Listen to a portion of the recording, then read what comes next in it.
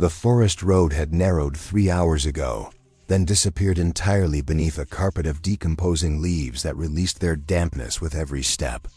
Mara Castellan pressed forward through the undergrowth, her leather boots darkening with moisture, her wool coat catching on branches that seemed to reach rather than merely grow.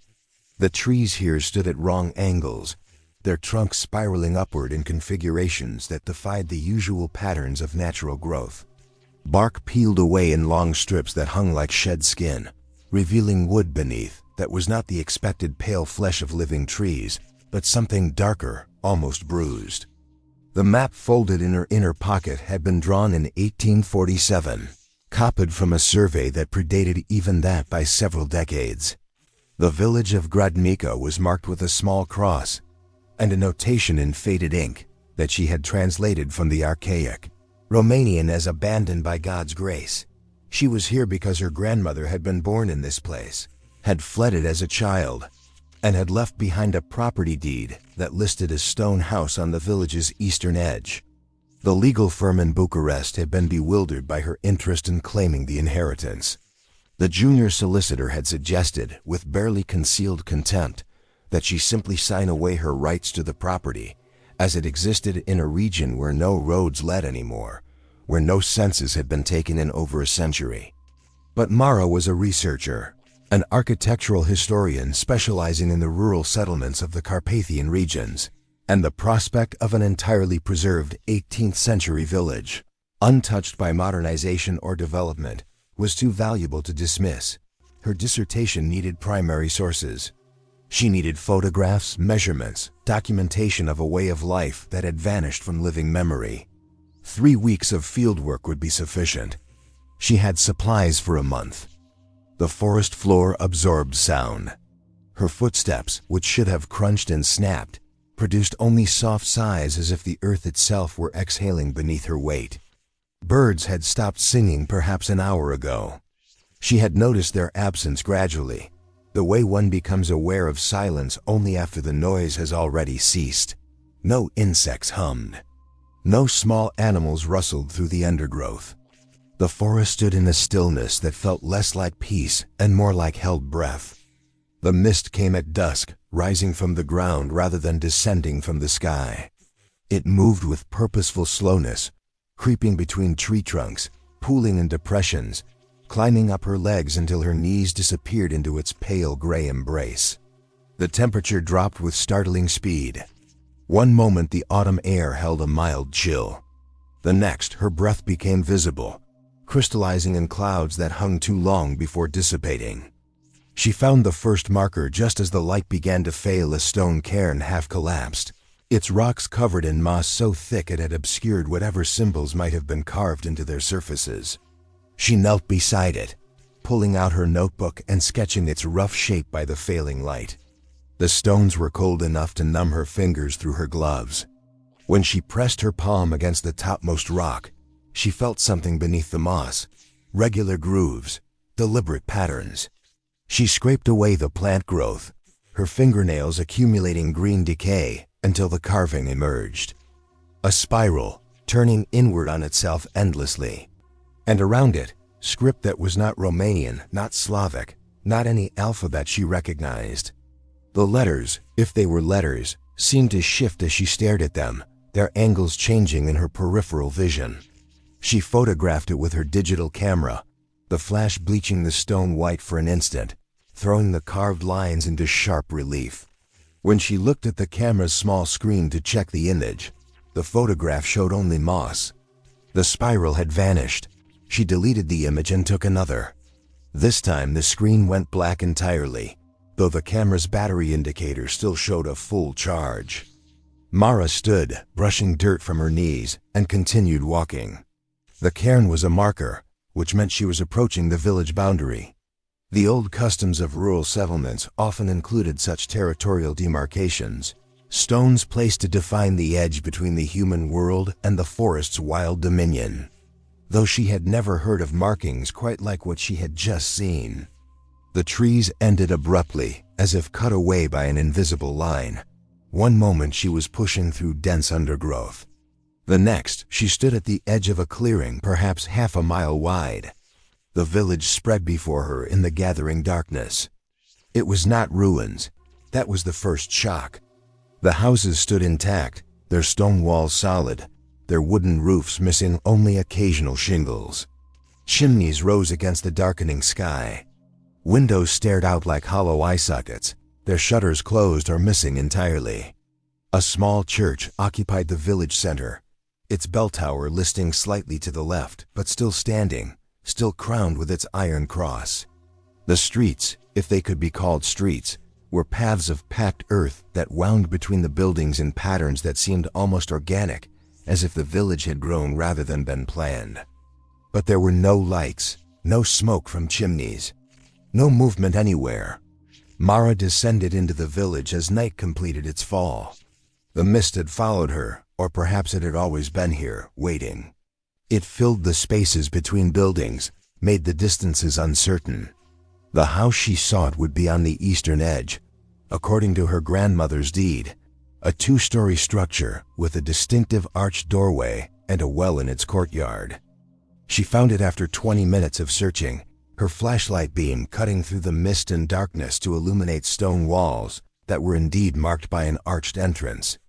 The wooden door hung askew on its hinges, one corner touching the ground, but the frame remained solid. The well stood in the courtyard exactly as described, its rim built from stones that had been carefully shaped and fitted together without mortar. She approached the well first, curiosity overcoming caution. Her light shone down into absolute blackness. She picked up a pebble from the courtyard and dropped it into the shaft. She waited. No splash came, no sound of impact. The stone fell into silence and did not emerge from it. The house's interior smelled of old wood and stone dust and something else, something organic that had dried and hardened over decades. Her flashlight revealed a main room with a massive fireplace, a rough wooden table, benches pushed against the walls. Stairs led to the upper floor. The ceiling beams were intact, though they sagged slightly in the middle. Someone had lived here once.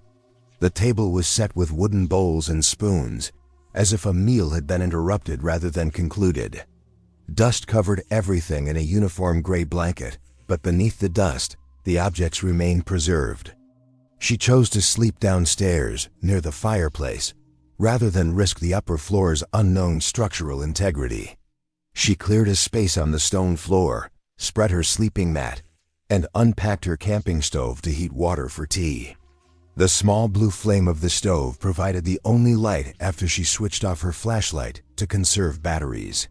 The flame cast enormous shadows that climbed the walls and reached across the ceiling.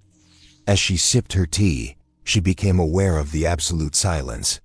In the forest, there had at least been the sound of wind moving through leaves, the occasional creak of wood. Here, in the village, there was nothing. The air itself seemed dead, refusing to move, to carry sound, to fulfill any of wind's usual functions. She held her breath and heard her heartbeat in her ears, loud as drums. When she breathed again, the sound seemed obscene, an intrusion into a space that demanded stillness. She forced herself to eat, though appetite had fled. The dried fruit and nuts in her rations were tasteless, mechanical fuel. She drank more tea and tried to review her plans for tomorrow. Photograph the village, measure the buildings, document the architectural details. Begin the systematic survey that would form the foundation of her research. But her mind refused to focus on practicalities. It kept returning to the silence, to the way the mist had moved with apparent intention, to the photograph that had failed to capture the carved spiral. Sleep came eventually, though it was not restful. She dreamed of stones shifting in darkness, of symbols rewriting themselves, of water flowing upward out of wells. When she woke, the fire had died to embers and the darkness was complete. Her flashlight would not turn on. She pressed the button repeatedly, felt the click of the switch, but no light came. The batteries were fresh. She had installed them the day before leaving Bucharest. She lay in her sleeping bag and waited for dawn, feeling the darkness press against her skin like a physical substance. Somewhere in the village, something scraped against stone. The sound was brief, ambiguous, possibly nothing more than a shutter moving in a breeze she could not feel. But it came again, closer this time, a deliberate sliding sound, as if something heavy were being dragged across the ground. She forced herself to breathe slowly, to remain still, to resist the urge to scramble to her feet and run. Run where? Into the forest's darkness? Out into the mist-filled streets? She was safer here in this house behind these stone walls. Probably safer, presumably safer. The scraping stopped. Dawn arrived so gradually that she could not identify the moment when darkness became gray. The light that filtered through the broken doorway was thin and watery, providing visibility without warmth or comfort. Mara emerged from her sleeping bag, stiff with cold and tension. Her flashlight worked now, producing a strong beam when she pressed the button, as if it had never failed. She heated water for coffee and forced herself to establish a routine. Document the house first. Measure the rooms, photograph the architectural details, sketch the fireplace's construction. Work provided focus, gave her mind something to do besides generate fear. The house's construction was remarkably sophisticated for such a remote location. The stone walls were double-layered with a gap for insulation. The fireplace included a clever system of flues that would have distributed heat more efficiently than the simple chimney typical of the period.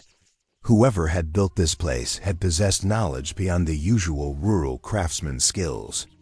She found the first journal in a wooden chest upstairs, wrapped in oiled cloth that had protected it from moisture and decay. The pages were brittle but legible, filled with neat handwriting in Romanian. The dates began in 1782. The writer, a man named Ioan Ragilescu, had been the village priest. His early entries detailed daily life, births, deaths, marriages, harvests. The mundane concerns of a small community trying to survive at the edge of civilization. But as she read deeper, the tone changed. Entries became sporadic, then frantic. Words were crossed out, rewritten, crossed out again. The handwriting deteriorated into barely legible scrawl. She translated slowly, her Romanian adequate but not fluent, checking her dictionary frequently. The disappearances continue. Marius did not return from checking his traps. We found his coat by the eastern cairn, torn but not bloodied. Footprints led into the forest and then simply stopped, as if he had been lifted into the air. This is the 7th loss in as many weeks. The people demand answers. I have no answers to give. Later, I have found references in the old books, the ones kept locked in the vestry. There are stories here that were never meant to be spoken aloud. Names written in margins, quickly scratched out. Warnings that read like curses. I understand now why the village was placed here, in this specific location. Not for the land, which is poor. Not for water, though the wells run deep. We were placed here as a barrier, as a boundary between something and everywhere else. But barriers can fail. And finally, in letters so large they filled an entire page, Ita knows my name. The journal ended there, no further entries. Ioan Ragilescu had written nothing more, or if he had, those pages were missing. Mara set the journal aside and explored the rest of the house with greater urgency. If the priest had lived here, there might be more documents, more records. The upper floor contained 3 rooms, a bedroom with a narrow bed frame, the mattress long since decayed to nothing, a study with a wooden desk and shelves still holding books so damaged by time and moisture that touching them caused pages to disintegrate, and a smaller room, perhaps a child's bedroom, empty except for a wooden chair facing the window. She approached the chair slowly, though she could not have explained why caution felt necessary. It was simply a chair, roughly made, its seat worn smooth by use. But it had been placed to face the window with clear intentionality, positioned so that someone sitting there would have a view of the village center and the church beyond. She sat down carefully, testing the chair's stability before committing her full weight. From this vantage point, she could see most of the village. The houses stood in rough concentric circles around the church, like petals around a center. The pattern was too regular to be accidental. This was deliberate planning, though what purpose it served, she could not guess. The church's bell tower rose above the other buildings, its shadow stretching long across the square in the morning light. As she watched, something moved in that shadow. She stood so quickly the chair toppled behind her. Her eyes fixed on the space beneath the bell tower, trying to identify what she had seen. A person? An animal? Or nothing, just her mind creating motion where there was only stillness. The shadow remained empty. She stared until her eyes watered, until she was certain that nothing lived or moved in the village center. But she had seen something. She was certain of it. A figure, dark against dark, crossing from one side of the church's shadow to the other. Tall, moving with a gliding motion that seemed to ignore the usual mechanics of walking. She descended the stairs too quickly, stumbled on the last step, caught herself against the doorframe. Her hands were shaking. She needed to be systematic, methodical. Document the village, complete her research, leave 3 weeks. She could endure 3 weeks. The village revealed itself slowly as she explored it over the following days. Each house was similar to hers. Stone construction, wooden roofs, careful craftsmanship. But each was also different in small details. Symbols carved above doorways. Patterns of stones set into exterior walls. Windows placed at odd heights or in unusual configurations. She photographed everything, filled her notebook with sketches and measurements, tried to find the underlying logic that governed the settlement's design. The church drew her repeatedly, though she hesitated to enter it. The building's exterior was relatively simple. Stone walls, a slate roof, the Liston bell tower. But the door, a massive thing made from planks of dark wood, was covered in carvings so intricate they seemed to move in her peripheral vision. She traced them with her fingers, feeling the grooves worn smooth by time and touch. They formed a continuous narrative, starting at the bottom and spiraling upward. Figures fleeing into forests, figures kneeling in supplication, figures with their hands raised as if to ward off something descending from above. At the very top, a single figure stood alone, arms outstretched, fingers elongated into claws. She pushed the door open. It swung inward with a sound like an indrawn breath. The interior was colder than the outside air, cold enough that her breath became fog. Wooden pews lined both sides of a central aisle leading to an altar of carved stone. Candle sconces hung from the walls, their metal blackened by centuries of smoke, though no candles remained. The vaulted ceiling arched overhead, its beams creating patterns of shadow and thin light from windows set high in the walls. Behind the altar, a fresco covered the entire wall. Age had damaged it, flaking away sections, fading colors to ghosts of their former intensity. But enough remained to see the scene it depicted.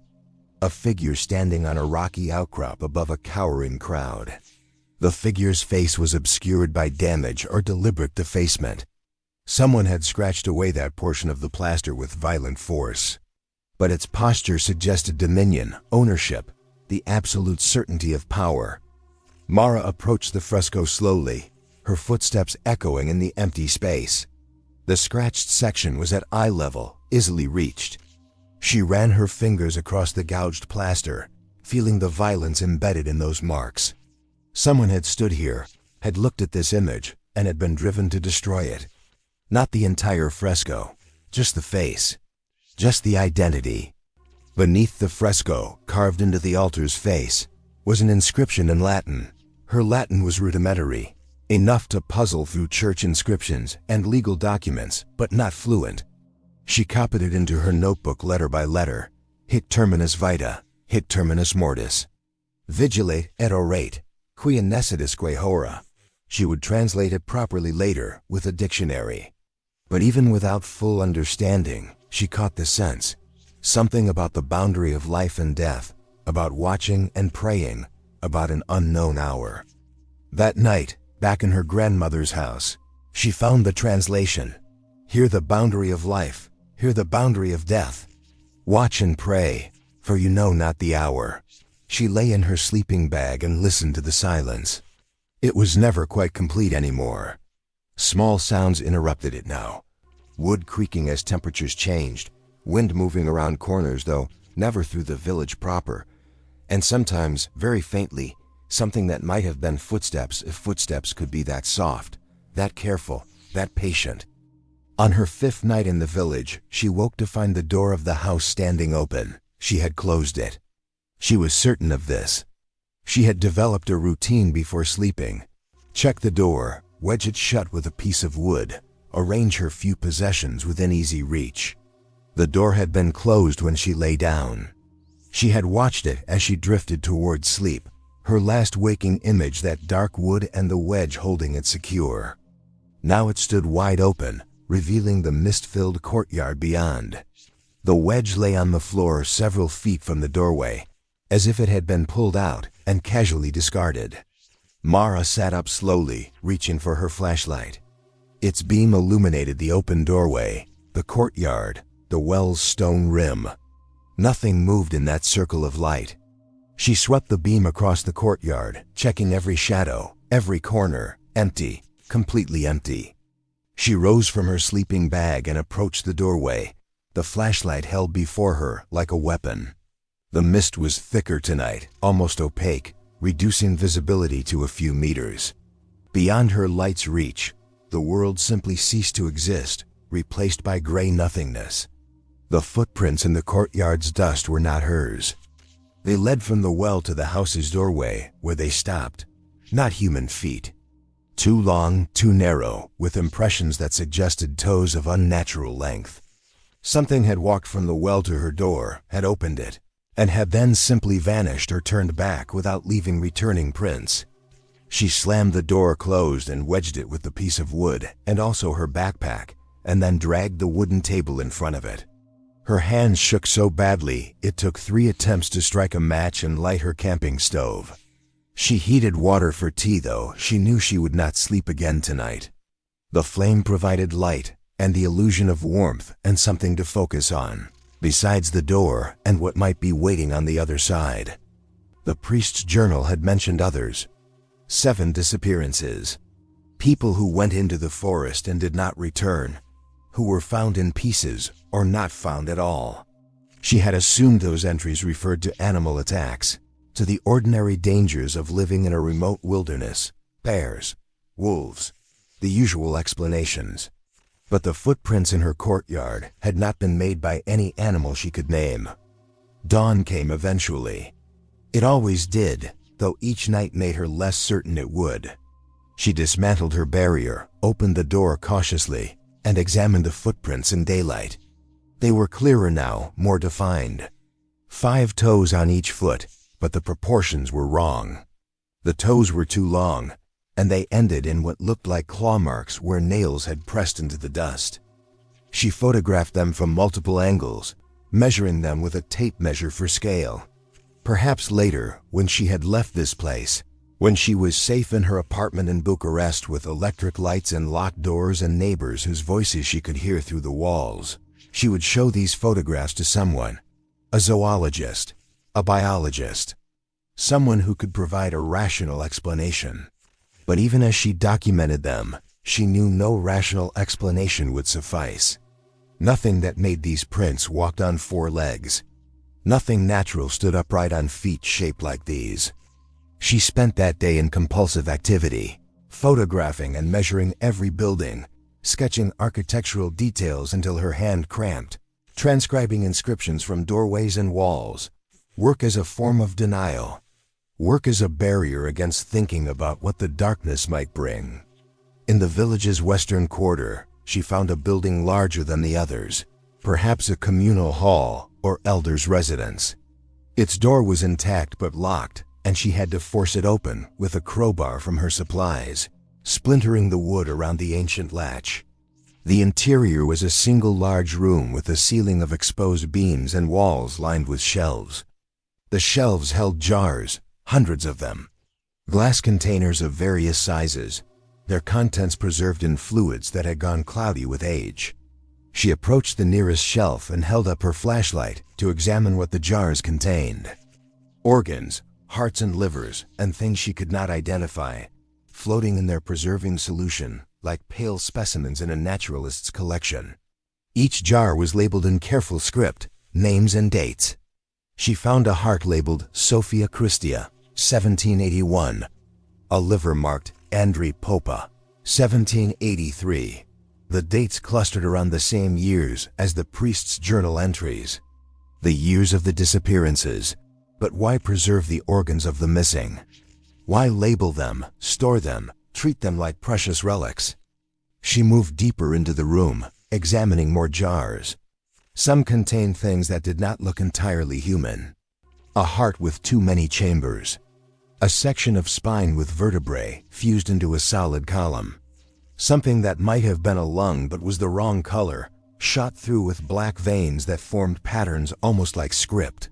At the room's far end, a large jar stood alone on a pedestal. Its glass was clearer than the others, its contents perfectly preserved.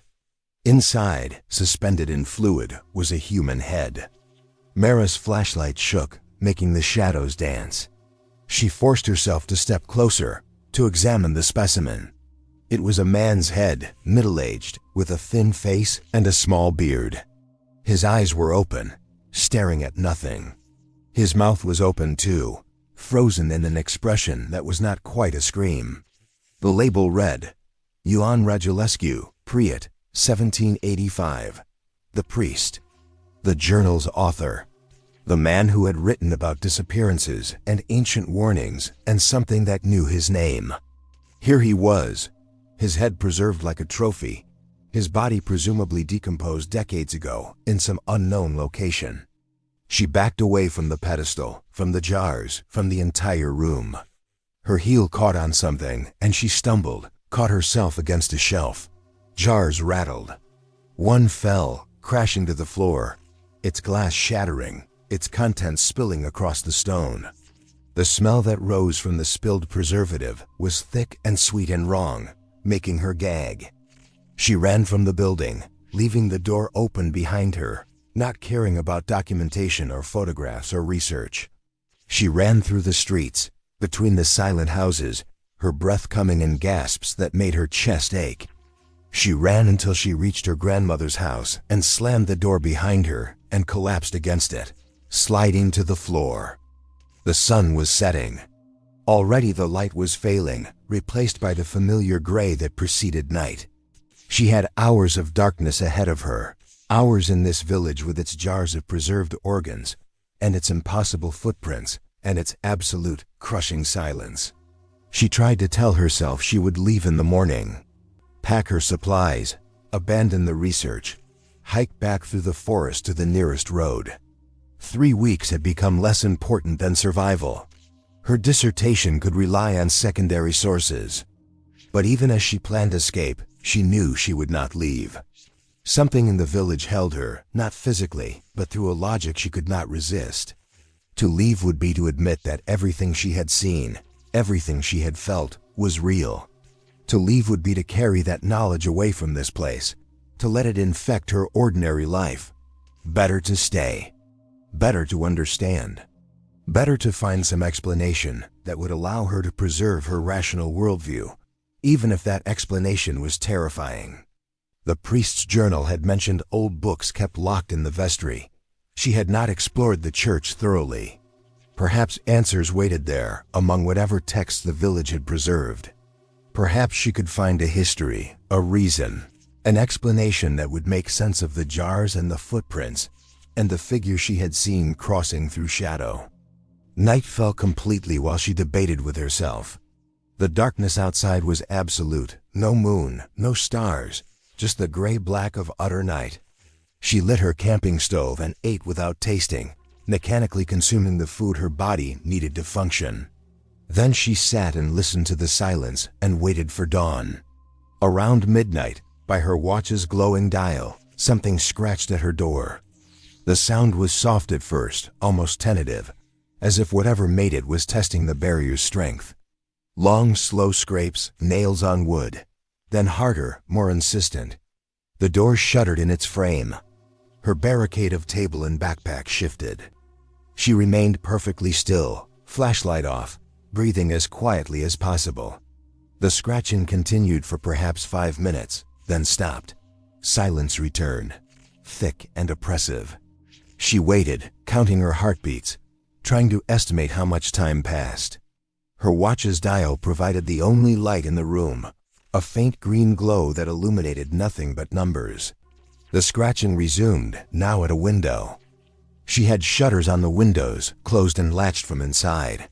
But she heard wood groaning, metal screeching as nails were pulled from their holes.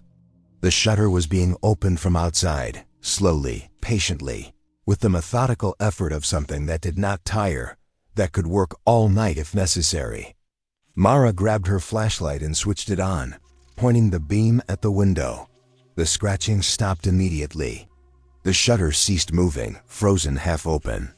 She kept the light steady, her arm aching with the effort of holding it outstretched. Minutes passed. Nothing moved. Nothing made sound. She maintained her vigil until her arm could no longer hold the flashlight steady, until the beam wavered and dipped. The moment the light moved, the scratching resumed. She could not stay awake forever. Eventually she would have to lower her guard, close her eyes, let darkness return. And when she did, whatever waited outside would finish opening the shutter, would reach through the window, would enter her sanctuary, unless she confronted it first. The thought was madness, but madness had its own logic. Staying here, passive and defensive, meant eventual defeat. The thing outside was patient, but she was not. She would break before it did.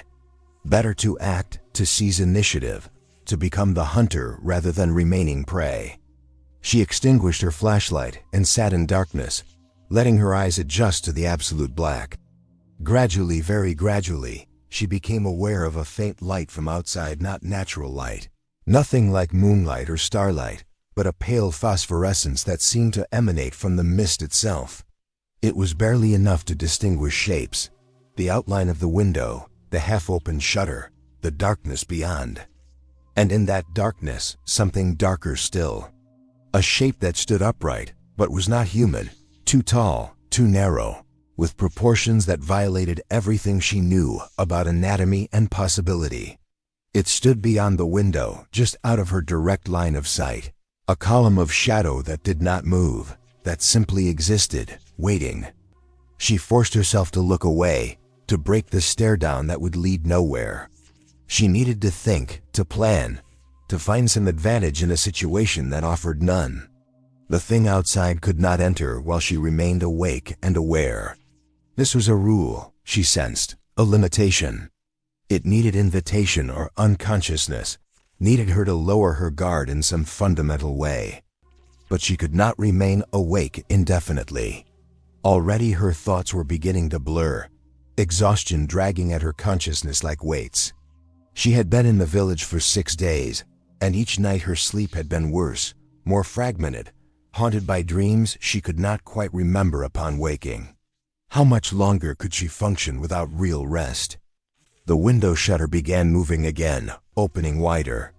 The scratching sound had changed quality, become more confident, more purposeful. Whatever worked out there had learned that she would not maintain her vigilance, that human endurance had limits. She made her decision. She would go to the church, find the vestry, search for the books the priest had mentioned. If she was going to die here, and that possibility had moved from abstract to concrete, she wanted to understand why. What this place was, what the thing outside her window wanted. What had happened to her grandmother, who had fled this village as a child and had never spoken of it, not once, in all the years before her death. She gathered her courage like a physical thing, bundling it up and holding it close. Then she stood, grabbed her flashlight and her crowbar, and moved to the door. She dismantled her barricade quickly, before fear could paralyze her. She opened the door and stepped out into the mist-filled courtyard. The thing at her window did not move. She saw it now in the phosphorescent glow, a shape that seemed composed of shadow and angles that should not fit together. Tall, impossibly tall, with a head that was the wrong shape and arms that hung too long, and fingers that were more like talons. It stood motionless, watching her with eyes she could not see, but whose gaze she felt like pressure on her skin. She walked toward the church, keeping her flashlight off, navigating by the pale mist-light. The thing did not follow. She felt its attention on her back, a weight that made her spine ache, but it remained by her window, maintaining its vigil. Perhaps it was bound to that spot. Perhaps it could not leave once it had chosen a location to haunt. Or perhaps it simply had no need to chase what would inevitably return. The church door stood open as she had left it. The interior was even darker than the night outside, the high windows admitting no light. She switched on her flashlight and swept the beam across the empty pews, the altar, the damaged fresco. Everything was as it had been, undisturbed by time or presence. The vestry door was behind the altar, small and easy to overlook. It was locked, but the crowbar made short work of the ancient wood. The door splintered inward, revealing a small room lined with shelves and a single wooden cabinet. The shelves held books, as promised, though fewer than she had expected. Perhaps a dozen volumes, all bound in dark leather, all showing the wear of centuries. She pulled down the first one and opened it carefully, its spine cracking with age. The pages were handwritten in Latin, dense paragraphs broken by occasional diagrams that showed geometric patterns and symbols. She could not read it fluently, could only pick out occasional words and phrases. Blood, covenant, boundary, protection. The diagrams repeated certain motifs: spirals, circles within circles, figures with arms outstretched. The second book was more recent, dating from perhaps the 17th century, based on the style of handwriting. This one was in Romanian, though an archaic form that made translation difficult. It appeared to be a collection of testimonies or histories, accounts from various villages in the region. She skimmed through it, her flashlight beam following her finger across the pages, until she found a section that mentioned Grădinița. The village was founded in the year of our Lord 1643 upon land that had been shunned for generations. The settlers were refugees from the eastern territories, fleeing Turkish occupation, and they found this valley hidden deep in the forest where no others had chosen to build. They did not question their good fortune. They did not ask why the land lay empty and unclaimed. They built their homes and planted their fields and gave thanks to God for their deliverance. But there was a reason the valley had been avoided. The old people of the region knew stories, warnings passed down from times when Romans ruled these lands and perhaps from even earlier ages. The valley was a threshold, they said, a place where the boundary between our world and the realm of the dead grew thin. In such places, things could cross over, things that should remain forever on the far side of death's divide. The settlers learned this truth in their second year. Livestock went missing. Children wandered off and were found drained of blood, their bodies cold as winter earth. A woman vanished from her bed in the night, leaving behind only a misshaped impression in her blankets. The surviving villagers sought help from the church, from scholars, from anyone who might know how to combat what had come among them. They learned that what hunted them could not be killed, for it had already died and returned. But it could be bound, contained, kept within certain boundaries if those boundaries were reinforced with prayer and sacrifice. And so the villagers rebuilt their settlement according to ancient designs, placing their homes in patterns that formed a great circle of protection. They dedicated their church to the work of eternal vigilance, and they made offerings year after year to keep the boundary strong. The offerings were not willing, how could they be? But the villagers determined that it was better for a few to die that the many might live, and that those taken at least served a purpose, however terrible. Each year, on the longest night, they would leave one of their number outside the circle's protection. And in the morning, that person would be gone, drained, empty, nothing remaining but a husk that had once been human. The cycle continued for generations. The village persisted on the edge of extinction, maintained by its terrible bargain, until the year 1784, when the designated offering escaped. She fled into the forest rather than submit to her fate, and in breaking the pattern, she broke the protection. The boundary failed. What had been contained was released.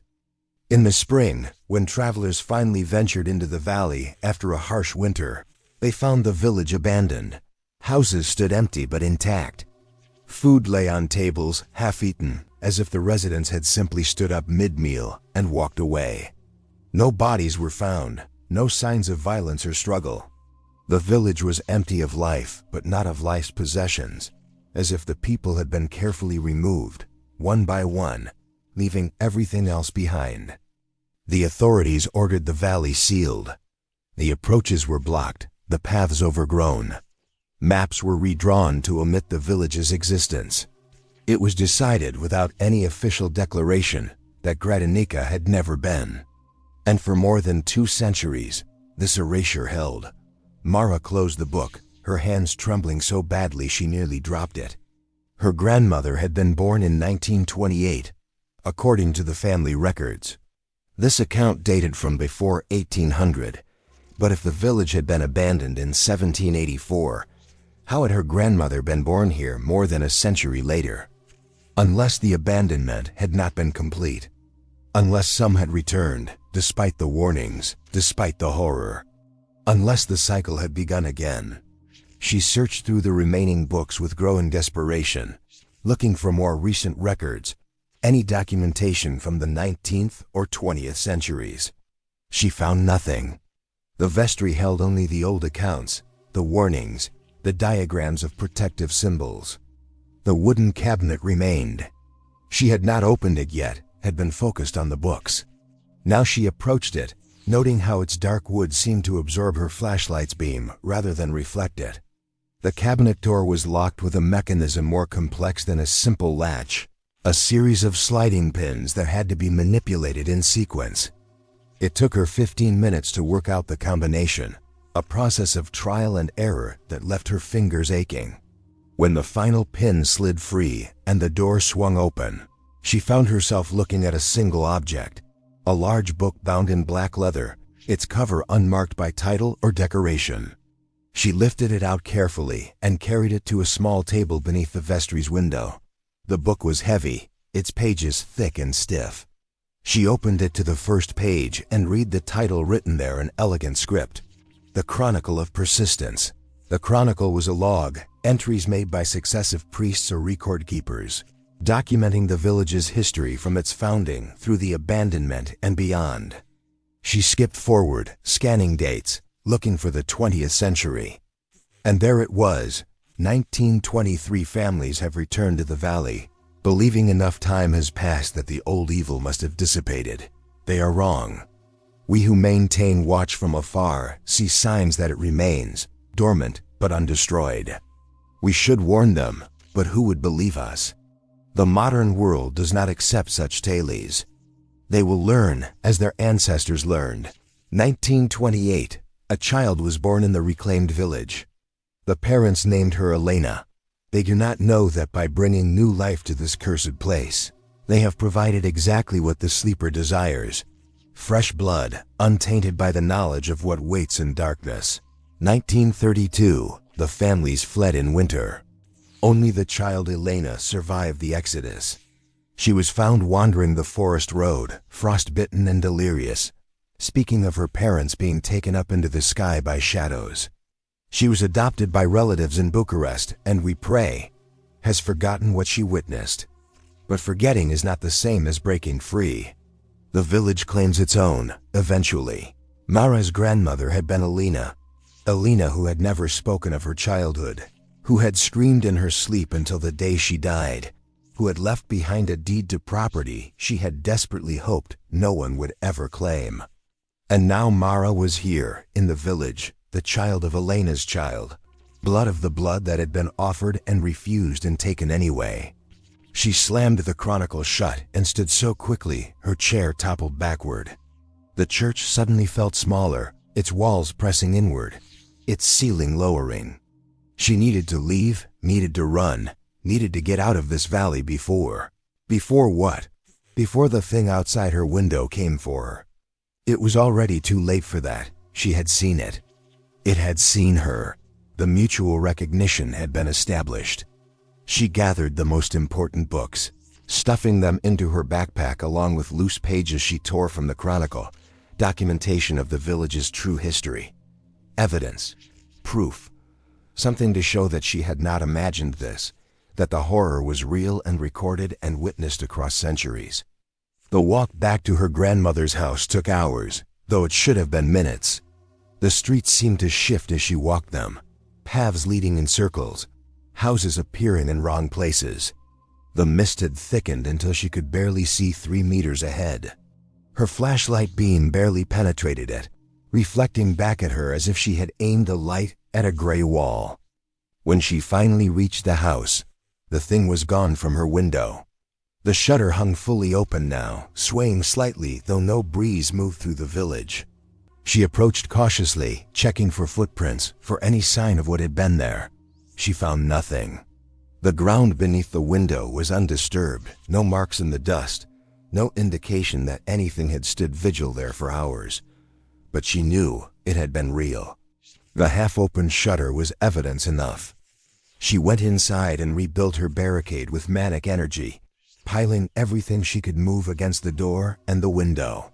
She lit every candle she had, filling the room with warm light that pushed back against the darkness. She arranged her camping stove at the center of her sleeping mat, keeping its flame burning as a nightlight, a talisman, a small defiance against the pressing night. And she read. She read the book she had taken from the vestry, translating slowly, piecing together the village's true history from fragmentary accounts and coded warnings. She learned about the thing that had been bound here, about its nature and its hunger and its patience. She learned about the cycles of offering and protection, the bargains made and broken, the generations who had lived and died to maintain a barrier that had ultimately failed. The creature had been a man once, or so the oldest accounts claimed. A warrior or a noble, or perhaps a priest, the texts were unclear.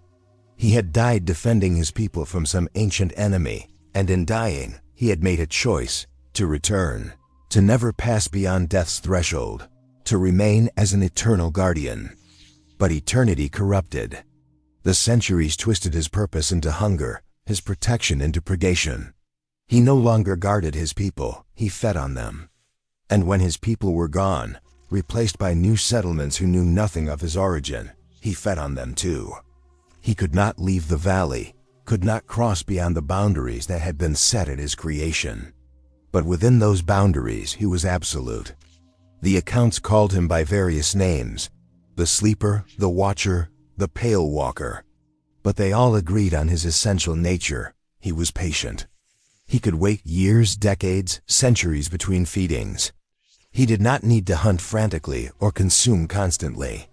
He could simply wait for prey to come to him, drawn by curiosity or inheritance, or the simple accident of getting lost in the forest. Mara had come because her grandmother had owned property here, but perhaps that was not accident.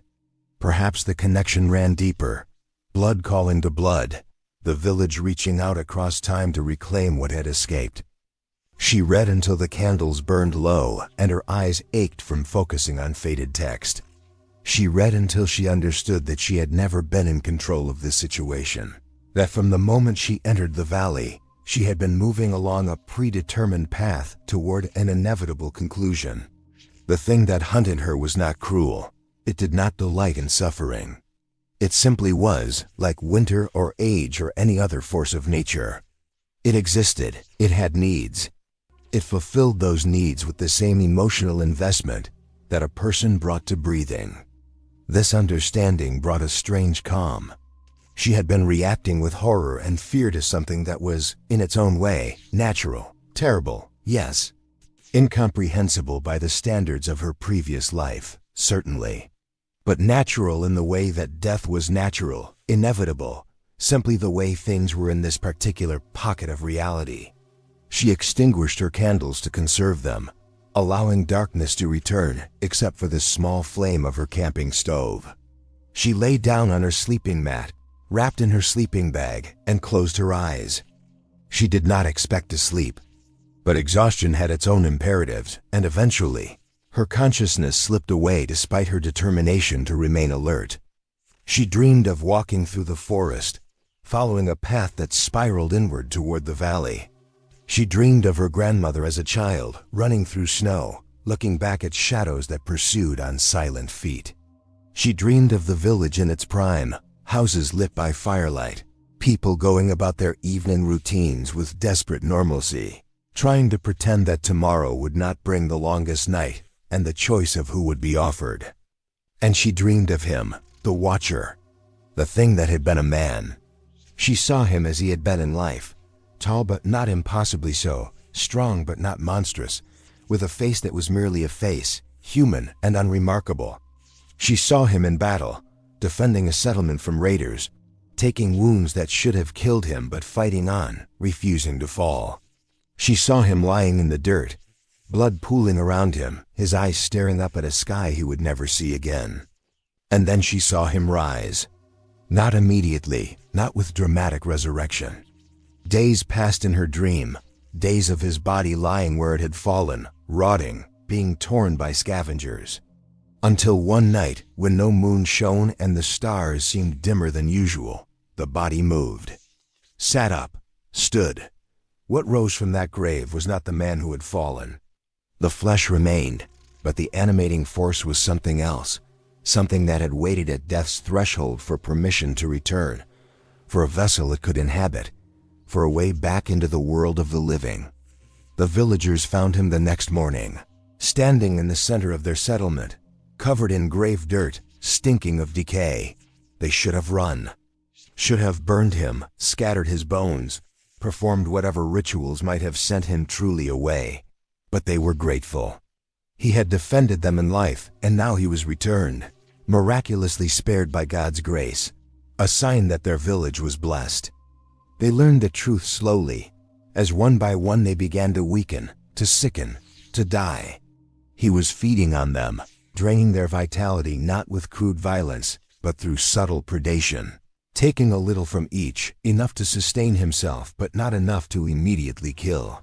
They realized too late that what they had welcomed back was not their defender, but their doom. By the time they understood, by the time they sought help from scholars and priests, the creature had grown too strong to be destroyed. It could only be contained, bound, limited through constant vigilance and sacrifice. And so the pattern was established that would persist for centuries: feed the hunter or be fed upon entirely. Mara woke to find her face wet with tears she had cried in sleep. The camping stove had gone out, its fuel exhausted. The room was dark except for faint gray light filtering through gaps in her barricade. Dawn had come, another day survived. She lay still, listening. The usual silence pressed against the house, thick and expectant. But something had changed. The quality of the silence was different somehow, charged with anticipation rather than simple emptiness. She rose stiffly, her muscles aching from days of tension and poor sleep. She had perhaps a week of supplies remaining, maybe less. The rational choice was to leave today, while daylight lasted, to hike back through the forest and return to civilization. Take her chances with whatever might happen if she broke the pattern. But she knew she would not leave. Something in her had shifted during the night, some fundamental acceptance of her situation. She was going to see this through, whatever that meant. Perhaps it was fatalism. Perhaps it was curiosity. Perhaps it was simply that she had inherited her grandmother's stubbornness, the same quality that had allowed Elena to survive when her parents had not. She dismantled her barricade and stepped out into the courtyard. The morning mist was thinner than usual, allowing visibility across the village center. She could see the church, the surrounding houses, the paths between them. Everything appeared exactly as it had for days, unchanged and unchanging. Except for one detail, the well's stone rim was stained dark, as if something had spilled across it recently. She approached it slowly, her heart hammering, already knowing what she would find. Blood, fresh enough that it had not fully dried, thick enough that it formed puddles in the depressions between stones. Too much blood to come from a small cut or a nosebleed. This was the amount of blood that indicated serious injury or death. She looked down into the well, shining her flashlight into its depths. The beam reached perhaps 20 meters down before being swallowed by darkness. But in that 20 meters, she saw nothing. No body, no source for the blood. Just the same empty shaft that had puzzled her on the first day. She circled the well, examining the blood pattern. It suggested that something had been placed on the rim, had bled there for a time, and had then been removed or had fallen into the well. But what and when? She had been inside her house all night, and she had heard nothing. Unless the blood was a message. Unless she was meant to find this, meant to understand that the predator was closing its circle, that the game was entering its final phase. She returned to her house and prepared for what she knew she had to do. She would confront the thing directly. She would seek it out rather than waiting for it to come to her on its own terms. The books had indicated that it rested during the day, that direct sunlight weakened it, though not fatally. If there was any advantage to be claimed, daylight was it. The question was where to look. The thing was bound to the valley, but that left hundreds of possible hiding places. Caves in the hillsides, root cellars beneath houses, the crypts that undoubtedly lay beneath the church. She needed to narrow the possibilities, to find some indication of where it made its lair. She returned to the Chronicle, reading more carefully, looking for details she might have missed. And there, in an entry from 1701, she found a reference. The Watcher sleeps beneath the place where he fell, refusing to accept that his grave is now his prison. We have sealed the entrance, but the seals must be renewed each generation lest they weaken and fail. The place where he fell. The place where he had died defending the original settlement. That would have been the village center, the point around which everything else was built. The church occupied that position now, built deliberately on that spot to sanctify it, to add divine protection to the physical barriers. She would find him beneath the church, in whatever crypt or cellar lay beneath its stone floor. The thought of descending into darkness, into the thing's chosen resting place, filled her with a terror so profound it became almost abstract. Her body wanted to run, to flee, to put as much distance as possible between herself and the valley. But her mind, the part that insisted on understanding, on seeing things through to their conclusion, overrode her survival instinct. She gathered what she needed, her flashlight with fresh batteries, her knife, a canteen of water, the Chronicle and the other books wrapped in cloth to protect them. She did not know what she would do when she found the creature. She had no weapons that would harm it, no knowledge of rituals that might bind or banish it. She simply needed to see it, to witness the thing that had haunted her grandmother's dreams and now haunted her waking hours. The church waited, its door standing open as she had left it the night before. She entered slowly, alert for any movement, any sign that she was not alone. The interior was empty, unchanged, the broken fresco staring down from behind the altar. She began searching for the entrance to the crypt, running her hands along walls, examining the floor for seams or irregularities. The stone was ancient, worn smooth by centuries, offering no obvious clues. She worked methodically, section by section, refusing to let frustration rush her into carelessness. After an hour, she found it, a section of floor behind the altar where the stones did not quite match the rest, where the pattern was slightly irregular. She fetched her crowbar from outside and wedged it into the gaps between stones, leveraging them upward. The stones were heavy, each one requiring all her strength to shift, but eventually she exposed what lay beneath. A staircase descended into absolute darkness, its steps worn concave by use, its walls pressing close on both sides.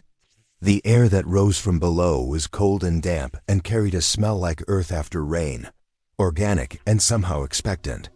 She stood at the edge of the opening, shining her flashlight down. The beam revealed 10 steps, then 20, then the stairs turned and continued beyond her sight.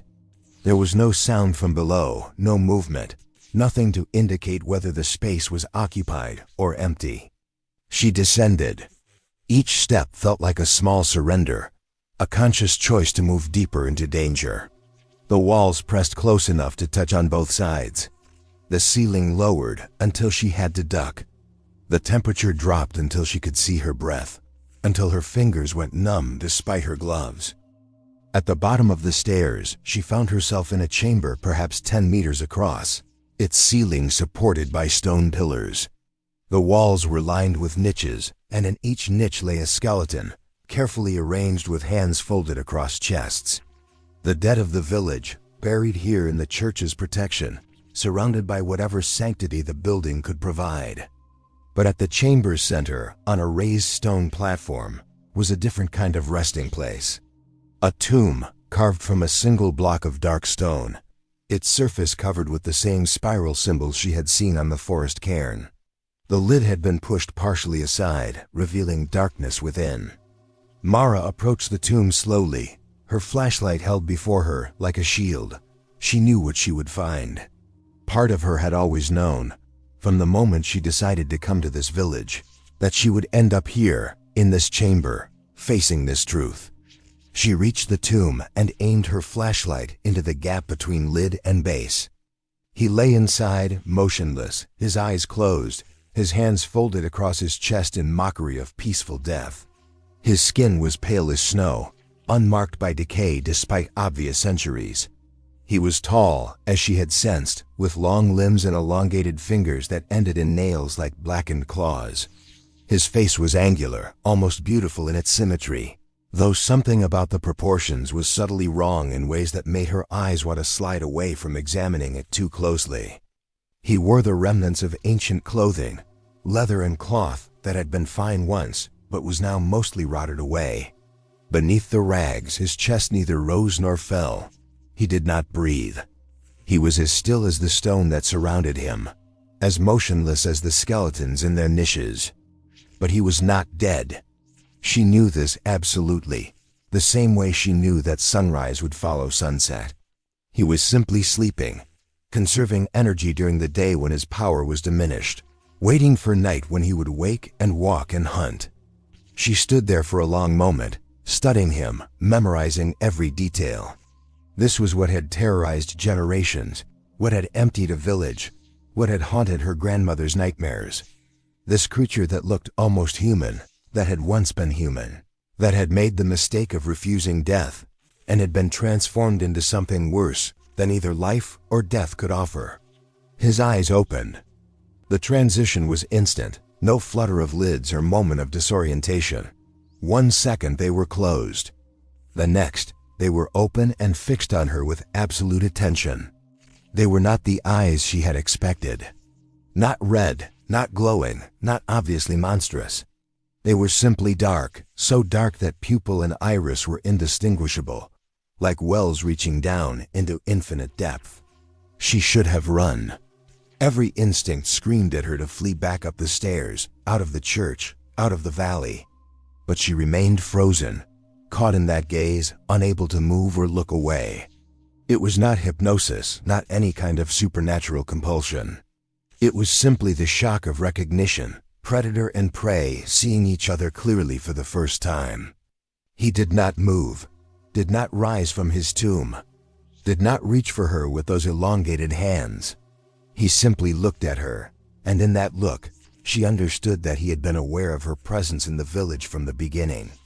Every moment she had spent here, every night she had cowered in her grandmother's house, every precaution she had taken, all of it had been observed, noted, studied.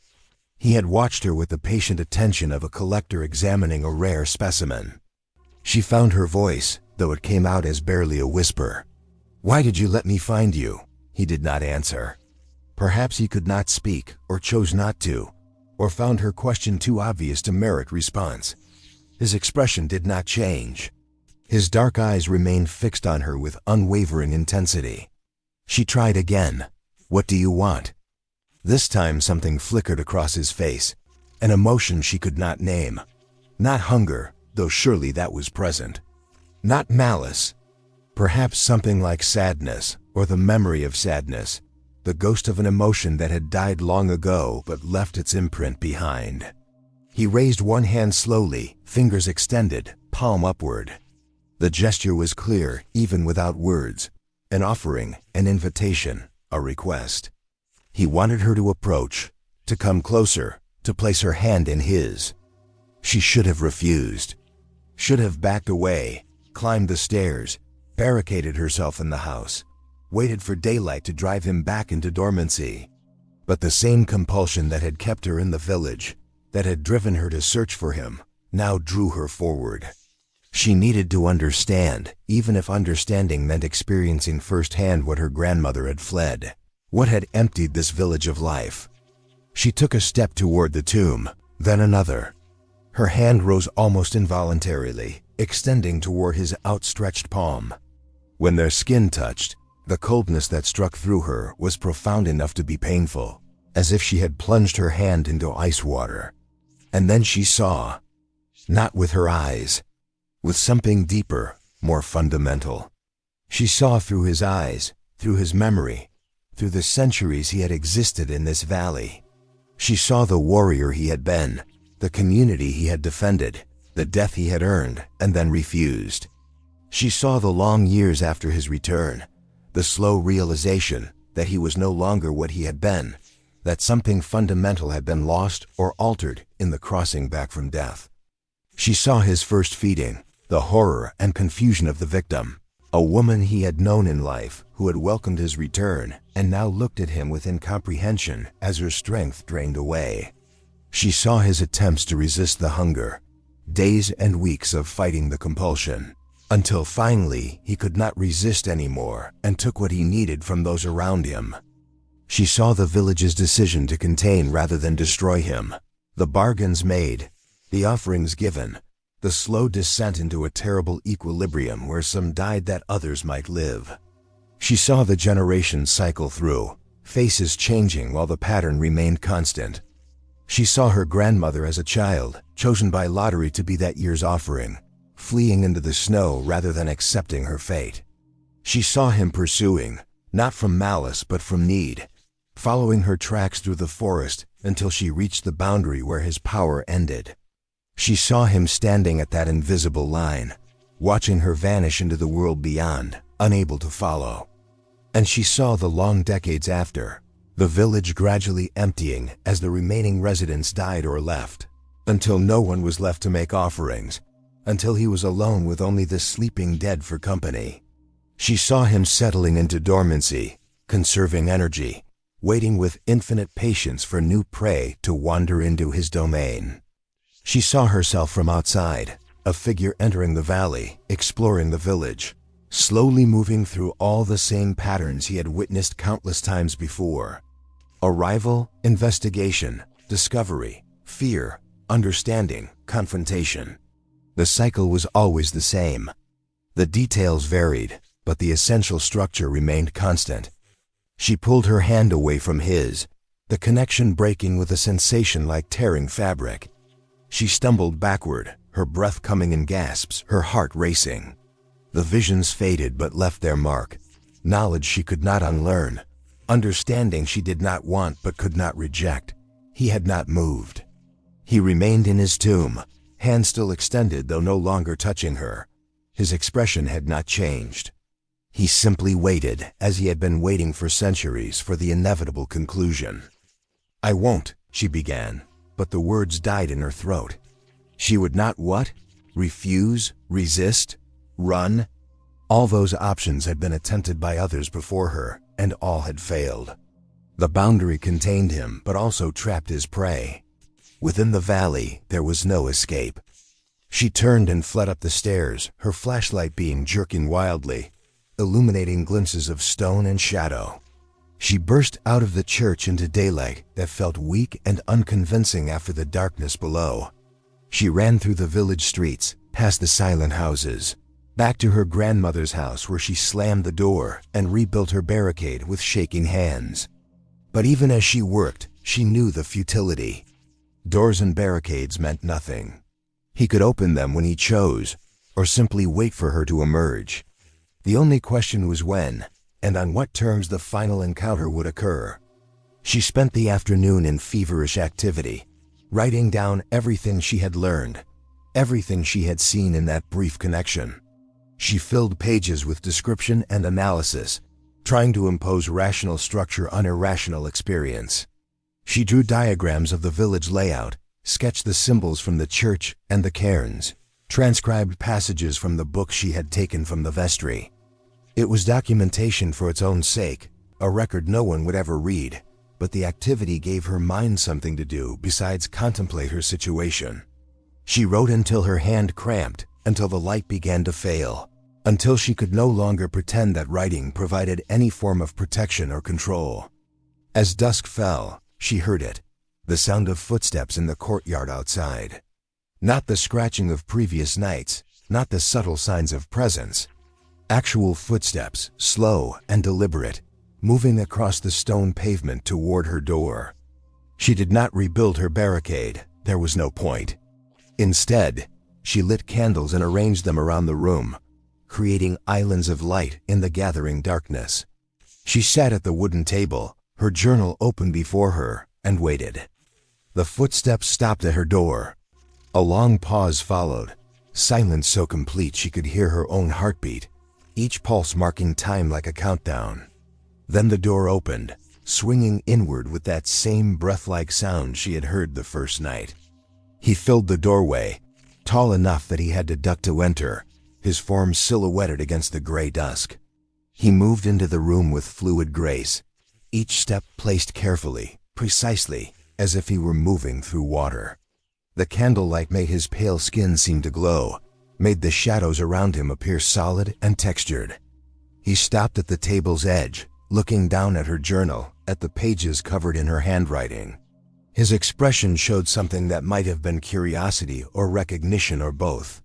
He reached out slowly, giving her time to pull the journal away if she chose, and touched one page with a single elongated finger.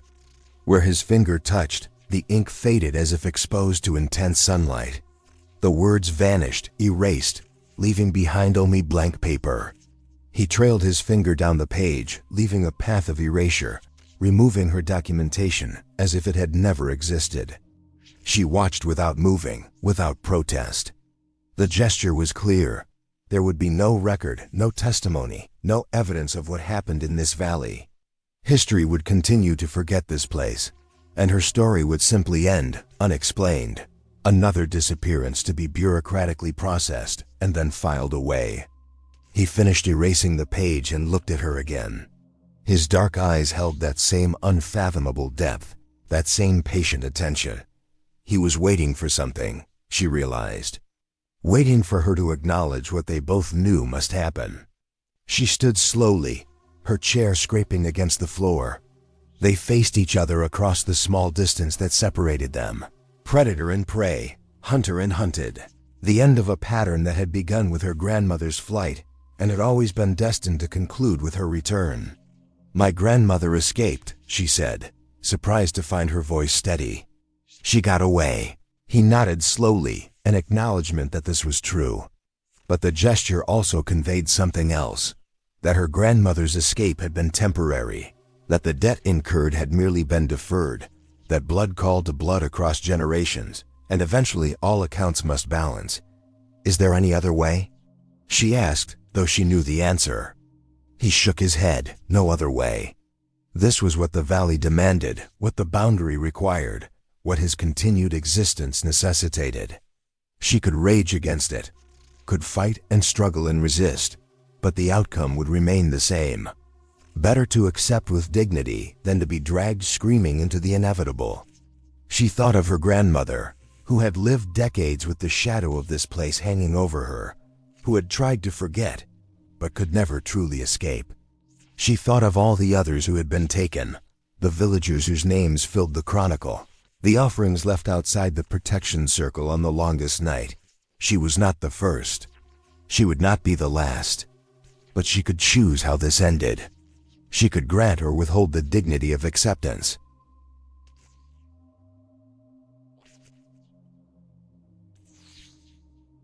Mara closed her journal, her hands steady despite the tremor she felt running through her core like a deep earth vibration.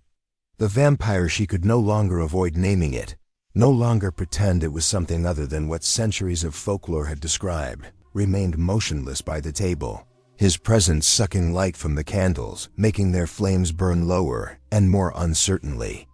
"Not tonight," she said, and was surprised by the firmness in her voice.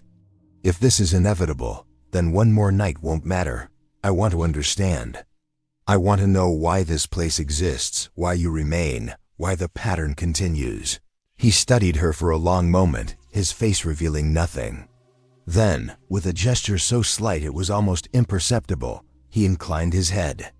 Agreement, or perhaps simply acceptance of the temporary postponement. He turned and glided back through the doorway, vanishing into the darkness beyond with a silence that made his earlier footsteps seem deliberately theatrical. Mara stood frozen until she was certain he had gone, until the oppressive sense of his presence had faded from the room. Then she collapsed back into her chair, her body shaking with delayed reaction, adrenaline flooding through her system too late to serve any useful purpose. She had bought herself time, but for what? To delay the inevitable? To postpone her terror? No, to understand. She needed to know the full history, to trace the pattern back to its origin. If she was to be consumed by this place, she would at least know exactly what was consuming her. She spent that night reading by candlelight, working through the book she had taken from the vestry with renewed focus. The Latin texts yielded slowly to her limited knowledge of the language, aided by a pocket dictionary she had packed for translating architectural inscriptions. The stories they told were fragmentary, scattered across centuries, but patterns emerged. The valley had been significant long before the 17th century settlement. Roman accounts mentioned it as a place of offering, where local tribes would leave gifts for the spirits of the dead. Byzantine texts described it as a threshold between worlds, a thin place where the boundary between life and death grew permeable. Medieval chronicles noted its absence from maps, its reputation as a location best avoided, though no specific reason was ever given. When the refugees had settled here in 1643, they had not understood what they were claiming. The land was empty, not because it was worthless, but because those who knew better had stayed away. And by the time the settlers realized their error, they were already trapped by circumstance, the Turkish armies behind them, winter approaching, nowhere else to go. The warrior who would become the vampire had died in their first year, defending the settlement from raiders. His name appeared in multiple accounts, though the spelling varied. Vladislav, Vladutiu, Vlad. He had been a leader of sorts, a man the refugees had followed into the valley, trusted to guide them to safety. His death had devastated the community, left them vulnerable, convinced them they were doomed. When he returned, they had celebrated. A miracle, they called it. God's mercy. Their leader restored to them just when they needed him most. The texts were vague about exactly when the truth became apparent, when celebration turned to horror. Weeks? Months? The timeline was unclear. But eventually they understood that what walked among them wearing Vladislav's face was not their savior, but their doom. The decision to contain rather than destroy him had been pragmatic. They had tried destruction first, attempted burnings, stakings, the traditional remedies. Nothing worked. He was already dead. Killing him again was meaningless. And he was strong, far stronger than any living man, fast enough to evade capture, intelligent enough to anticipate their plans. So they had consulted with scholars, with priests from distant monasteries, with the old women who remembered stories from before Christianity, from the times when different gods demanded different offerings. And gradually they had assembled a solution, not to destroy but to contain, to establish boundaries he could not cross, to create a system where his hunger could be satisfied without destroying the entire community. The spiral symbols were part of this system, marking the boundaries, reinforcing them through geometry and intention. The settlement's circular layout was no aesthetic choice, but a practical necessity, creating a barrier that worked both ways, keeping the vampire in and keeping the outside world out. Within the circle, he had power. Beyond it, he could not venture. And the offerings, the terrible, necessary offerings, these maintained the balance. One life per year, freely given, though freely was a word that did violence to truth, Mara thought, in exchange for the safety of the rest. A bargain that allowed the community to persist at the cost of regular sacrifice. The system had functioned for more than a century, generations accepting it as simply the way things were, the price of survival in a hostile world. Children grew up knowing they might be chosen, that their names might be drawn in the lottery, that they might be the one left outside the protection circle on the longest night. The knowledge was normalized, incorporated into the community's understanding of itself. Until 1784, when Elena's namesake, the first Elena, the grandmother's grandmother perhaps, generations telescoping together in Mara's tired mind, had been chosen and had refused. She had run instead of accepting, had broken the pattern, had fled into the forest and somehow made it across the boundary before the vampire could catch her. Her refusal had shattered the system. The protection had failed not because the symbols lost their power, but because the compact had been broken. The offering had been promised but not delivered. The balance had shifted. And the vampire, released from the constraints of the bargain, had taken everyone. Not in a night, not in a violent rampage, but slowly, methodically, over weeks and months, until the village stood empty. Mara looked up from her reading as dawn light began to filter through cracks in her barricade. She had read through the night without noticing time passing, her mind too focused on assembling the history to register physical needs like sleep or food or warmth. The pattern was clear now. The valley demanded offerings. The vampire was not the cause of this demand, but its embodiment, the enforcement mechanism of something older and stranger than him. He had been caught in the same trap as his victims, transformed into the instrument of the valley's hunger, unable to die but also unable to truly live, frozen in an eternal present of need and satiation, the cycle repeating without end or mercy. And her grandmother had been marked by this place, had carried its claim in her blood, and that claim had passed down to Mara like a genetic disease, dormant until she had been foolish enough to return to its source. She could run, as her grandmother had. But her grandmother had spent her entire life running, had never truly escaped, had died screaming about shadows and cold hands and eyes in darkness. Running was not escape. It was only postponement. Or she could accept, could become the offering that her grandmother had refused to be, could close the circle, pay the debt, restore the balance. And in doing so, perhaps free her bloodline from the valley's claim. Perhaps ensure that if she had children, if her sister had children, they would not inherit this curse. The thought of children made her laugh bitterly. She was 32, unmarried, her career consuming all her time and energy. She had never seriously considered having children, had always assumed there would be time later, after the dissertation was finished, after she secured a faculty position, after. But now there would be no after.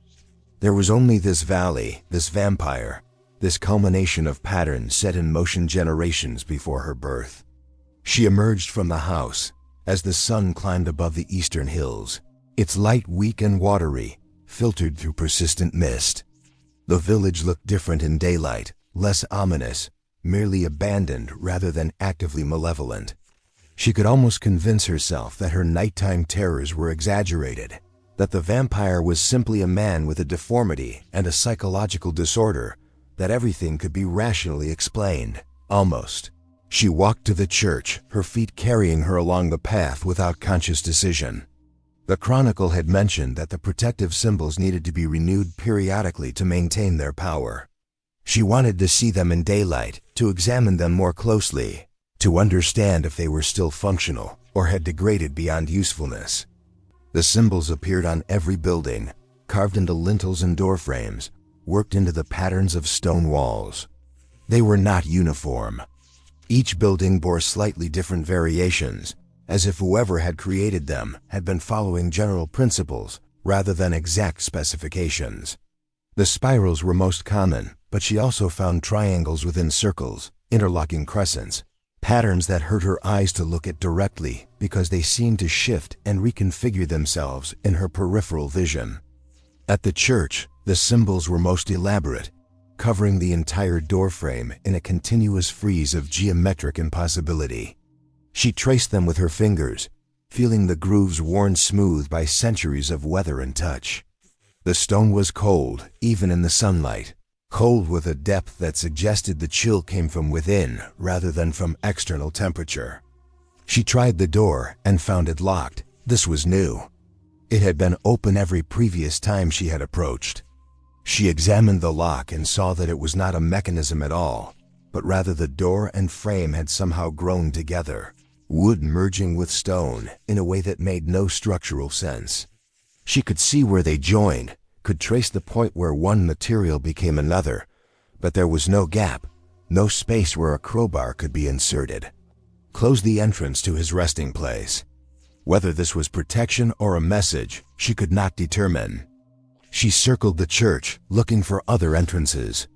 Small windows punctuated the walls at regular intervals, too high to reach without a ladder, too narrow to climb through even if she could reach them.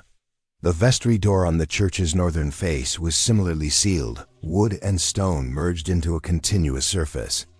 At the church's rear, she found something unexpected. Fresh earth piled against the foundation, as if someone had been digging recently.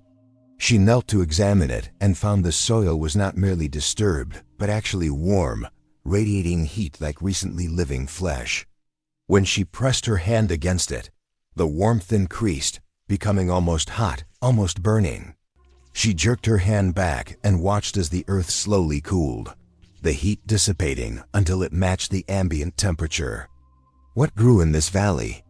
What kind of life could take root in soil saturated with death and old offerings? She had not seen plants growing anywhere in the village, no weeds sprouting between paving stones, no grass colonizing the abandoned courtyards. The forest pressed close around the valley's edges, but within the boundary, nothing green appeared. Except here, at the church's foundation, where something had disturbed the earth. She scraped away the surface soil with her hands, digging deeper, driven by a curiosity she could not explain. Half a meter down, her fingers encountered something solid. She cleared away more earth and revealed a surface of carved stone. Another symbol, larger than the others, worked in relief into what appeared to be a capstone or foundation block. The spiral was at its center, but this spiral was different. It turned the wrong direction, counterclockwise instead of clockwise, reversing the pattern she had seen everywhere else. And around it, inscriptions in a language that was neither Latin nor Romanian, nor anything else she recognized. The letters, if they were letters, seemed to writhe as she looked at them, forming and reforming in patterns that suggested meaning without quite achieving it. She sat back on her heels, studying the reversed spiral. A reversal meant an inversion, a negation. If the clockwise spirals were meant to contain, to limit, to protect against the vampire's influence, then this counterclockwise version would do the opposite. It would amplify, extend, strengthen his power within the boundary. But why would the villagers have created such a thing? Why place a symbol that enhanced the vampire's power at the foundation of the church, the very building meant to provide sanctuary? Unless they had not created it. Unless it had been here first, before the church, before the village, before the compact that allowed humans and monster to coexist. Unless this was the original working, the spell or ritual or whatever ancient operation had created the thin place, the threshold, the weakness in the world that allowed dead things to return. The vampire had not been the first. He was simply the most recent manifestation of something much older. The valley had been hungry long before Vladislav died and returned. It had been waiting, perhaps for centuries, perhaps for millennia, for the right conditions to be met. His death on this particular ground, his refusal to pass beyond, his will to return, these had been the catalyst, but not the cause. She stood and backed away from the excavation, a deep unease settling into her bones. She had assumed the vampire was the problem, that understanding him would provide the key to her situation, but he was merely a symptom. The valley itself was the disease, infected with something that made the boundary between life and death permeable, that turned dead warriors into undead predators, that transformed well-meaning settlements into larders for ancient hungers. She needed more information. The vestry books had provided part of the story, but she sensed there were older records, deeper histories that might explain the valley's true nature. The large building where she had found the preserved organs might contain documents as well as specimens. She returned to it with renewed purpose, steeling herself against the grotesque collection. The jars had been a shock initially, but now she looked at them with different eyes. They were data, evidence, a carefully curated archive of the vampires feeding over generations. Each jar represented a person who had been consumed, transformed from living human to mere biological components. She began examining the labels more carefully, copying names and dates into her journal. The collection spanned more than 2 centuries, starting in the early 1700s and continuing through the 1780s. The dates were irregular, several in some years, none in others, but the overall pattern matched the chronicle's accounts. These were not just victims, but the offerings, the ones sacrificed to maintain the bargain. But there were too many jars. If one person per year had been offered for approximately 80 years, there should be around 80 specimens. She counted carefully and reached 237. The compact had failed more often than the chronicles admitted. Or the offerings had been supplemented with additional victims, taken outside the official structure. Or the jars represented people from before the compact was established, from the years when the vampire had hunted freely. She needed more context. At the room's far end, she noticed what she had missed on her first visit: a door, half hidden behind the shelves. She cleared a path and opened it, revealing a smaller room beyond. This was clearly a study or office. A desk dominated the space, its surface covered with papers weighted down by stones. Shelves lined the walls, holding books and more papers and objects she could not immediately identify. Things that looked like religious artifacts but were subtly wrong. Crosses with too many arms, icons with faces that seemed to shift when she looked away. The papers on the desk were more recent than anything else she had found, dating from the 1920s and early 1930s. They were written in Romanian, the handwriting rapid and irregular, notes rather than formal documentation. She began reading, translating in her mind. March 12, 1928. Elena born this morning. Healthy child, strong lungs. The parents are delighted, oblivious to what they have brought into this accursed place. I should warn them. I should tell them what waits in the church crypt, what watches their cottage from the forest's edge. But they would think me mad. The modern world has no space for such truths. April 3, 1929. The thing is active again. I have seen it walking the village at night, examining the houses, counting the living. It has been patient these many decades, dormant mostly, content with what small life it could drain from the forest animals. But the presence of children has awakened something in it. The hunger is growing stronger. November 17, 1931. Elena's parents discussed leaving. They feel the wrongness of this place, though they cannot articulate it. But winter approaches and the child is too young for a difficult journey. They will wait until spring. I hope they survive that long. January 8, 1932. They are dead. Both parents found this morning, drained, empty husks that barely resemble human forms. Elena wandered alone in the snow, too young to understand what had occurred.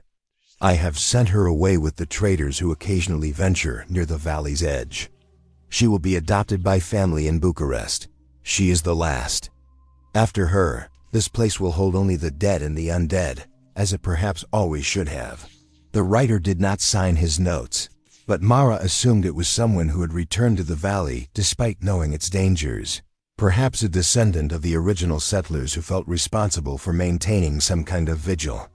The entries continued sporadically through the 1930s, describing a solitary existence in the abandoned village, watching the vampire's movements, documenting his habits. The creature varies in its activity levels. Sometimes it remains dormant for months, barely moving from its crypt. Other times it emerges nightly, stalking the empty houses as if searching for prey it knows is no longer present. I believe it experiences something analogous to madness, trapped between true consciousness and the pure instinct of hunger. It may not even remember what it was, may exist only as appetite and dim awareness. I have attempted communication. I know this is foolish, but isolation drives one to desperate measures. I left written messages in places I knew it would pass. I received no response. Either it cannot or will not read, or it simply has nothing to say to its prey. Perhaps that is the final degradation of its condition, not just to be reduced to hunger, but to lose even the capacity for speech, for connection, for any interaction beyond predation. The notes ended in February 1943. I am old now, too old to maintain this vigil much longer. The thing has begun to visit my cottage each night, standing outside my window, watching. It could kill me easily, but it refrains. Perhaps it appreciates the company, even the company of prey. Or perhaps it recognizes that I am dying naturally and sees no reason to hurry my end. When I am gone, the valley will be truly empty. I wonder how long it will wait before dormancy claims it entirely, before it becomes merely another corpse in the earth it has haunted for centuries. That was the final entry. The writer's name was never mentioned, his fate left ambiguous. Had he died here, naturally, becoming one more unnamed victim of the valley's hunger? Or had he escaped somehow, made it across the boundary before death could claim him? Mara gathered the most important papers, adding them to her collection of documentation. The picture was becoming clearer, though no less horrifying. The valley was a trap that operated on multiple levels: physical, through the boundary that limited movement; spiritual or metaphysical, through whatever working had made the ground capable of returning the dead; and psychological, through the patterns of behavior that it enforced on those caught within its borders. The vampire was both jailer and prisoner, maintaining the trap through his existence, while also being unable to escape it himself. He was as much a victim as those he consumed, locked into a cycle he could not break, sustained by an appetite he could not satisfy, existing in a state that was neither life nor death, but some terrible third option. Understanding this provided Mara no comfort. Sympathy for the monster did not make it less dangerous. His suffering, however profound, did not negate her peril. He would kill her not from malice, but from need, the same way she would kill a cow or a chicken if she were starving. The fact that he had no choice did not mean she had to cooperate. But what were her options? She had examined the boundary, had found the cairns that marked its extent, had traced the circle on her map. The valley was perhaps 3 kilometers across, ample space for the vampire to hunt while still being small enough that no hiding place within it would remain undiscovered for long. The boundary seemed absolute, a wall as impassable as any physical barrier. She had walked along its perimeter the previous day, trying to sense any weakness, any spot where the barrier might be thinner or compromised. She had found nothing. The boundary held constant strength throughout its circuit, an invisible but undeniable limit beyond which she could not pass. She had tried crossing it anyway, had attempted to force her way through, but something in the air had grown thick, resistant, pushing back against her forward motion until she could not advance another step. It was not painful, but it was absolute. The valley held her as effectively as any prison. Could the boundary be broken? The symbols were centuries old, their creators long dead. Surely time and neglect had weakened them.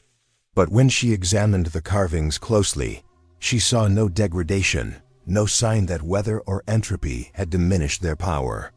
If anything, they seemed more defined than they should be, as if something regularly renewed them, maintaining their function despite time's passage. The vampire himself, perhaps. He was as much a prisoner as she, and prisoners have strong motivation to maintain their cells when those cells provide security as well as limitation. Without the boundary, he might be vulnerable to the outside world, to hunters or scholars, or simply to the random chaos of modernity that he could not understand or navigate. She spent the afternoon exploring the village's periphery, checking every house and structure for anything she might have missed. Most buildings were empty, stripped of anything useful, holding nothing but dust and darkness and the oppressive silence. But in a small cottage on the western edge, she found something that made her pause. A room that was not empty. The room was furnished, not with ancient artifacts but with modern items that were jarringly out of place. A sleeping bag spread on the floor. Empty tin cans stacked neatly by the wall. A battery-operated lantern sitting on a rough shelf. Someone had camped here, recently enough that dust had not yet reclaimed the space. Mara examined the items carefully, her mind racing. The sleeping bag was good quality, the kind serious campers used for cold weather conditions. The cans had been opened with a proper can opener, not improvised tools. The lantern was expensive, multifunction, showing signs of careful maintenance. Someone else had come to the valley. When? The items showed no weathering, suggesting weeks or perhaps a few months at most. But there was no sign of the camper themselves, no body, no indication of what had happened to them. She found their journal beneath the sleeping bag, a small waterproof notebook with a plastic cover. The handwriting was masculine, angular, the language Romanian. She read quickly, translating as she went. Day 1. Made it to the valley after 4 days of hiking. GPS went haywire at the boundary, as expected from the local rumors. The village is intact, better preserved than I hoped. This will make excellent footage for the documentary. Setting up base camp in this cottage. The writer was a filmmaker, apparently, documenting abandoned settlements for some kind of project. He had come prepared, with equipment and supplies, intending to spend several weeks cataloging the village. Day 3. Something strange about this place. Can't quite identify what. The silence is profound, yes, but it's more than absence of sound. It's like the air itself is dead. My voice sounds muffled, absorbed by something. Cameras are working inconsistently, sometimes fine, sometimes all footage corrupted. We'll need to troubleshoot. Day 7. I am not alone here. I thought I saw someone in the church last night, a tall figure moving through the shadows. Called out but received no answer. This morning found footprints in the dust, but they don't look quite human. Too long, too narrow. Trying to tell myself it's a local, maybe someone who tends the place. But why wouldn't they respond to my calls? Day 9. It comes every night now. Stands outside this cottage, just beyond the window's view. I can see its shadow, the way it blocks out the faint light from the stars. It doesn't knock, doesn't try to enter, just stands there, waiting. I have stopped going out after dark. I have stopped filming. Day 12. Running low on food. We'll need to make a supply run soon, but the thing is always watching. Even during the day, I sense it tracking me as I move through the village. I found the church crypt, found what's inside. I understand now what this place is, what I have stumbled into. I need to leave. I need to get out before. The entry ended there, mid-sentence. The remaining pages were blank. Whatever had happened to the filmmaker, he had not recorded it, or had been unable to. Mara closed the journal and set it aside. So she was not the first modern visitor to stumble into this trap. The vampire had taken others, had fed his hunger on those who came seeking adventure or documentation or whatever motive drove them into the forest. She wondered how many more there had been, how many solo hikers or researchers or curious wanderers had vanished into this valley over the decades since the village's abandonment. The filmmaker's supplies were still here, largely intact. He had fled or been taken before consuming them all. She inventoried what remained: several days of food, batteries for the lantern, a first aid kit, water purification tablets. Useful items, though they did nothing to address her fundamental problem.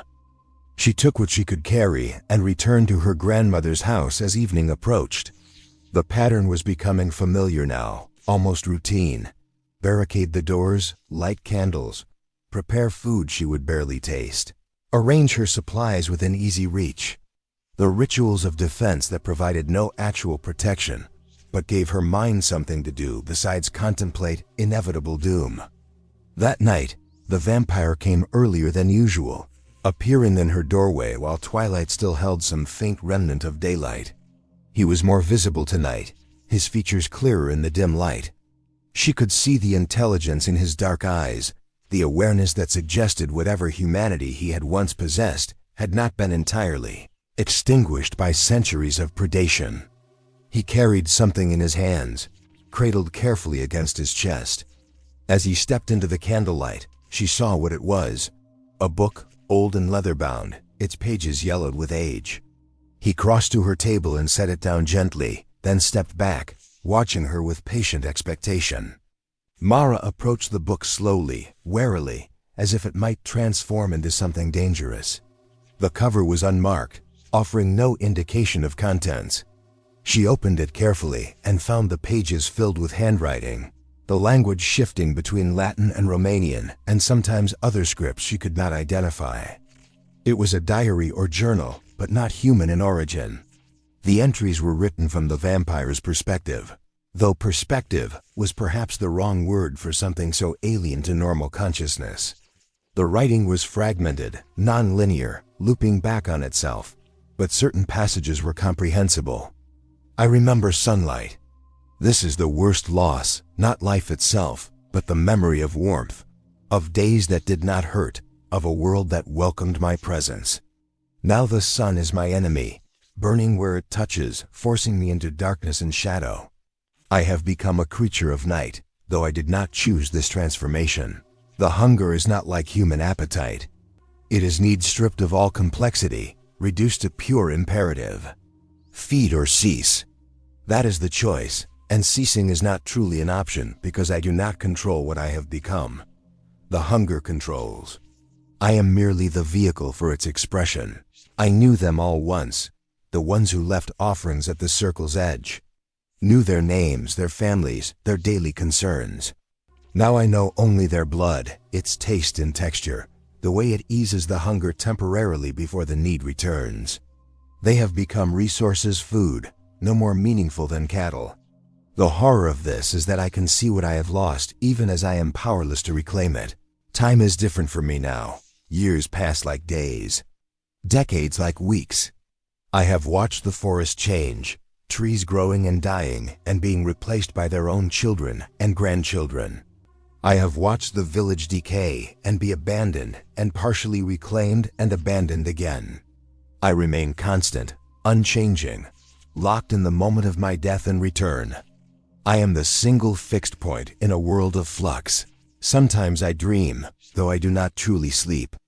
I dream of my death, the moment when the raider's sword found my throat, the way the world dimmed and drew away. I dream of the choice I made in that fading moment, to return, to not accept the ending, to cling to existence no matter the cost.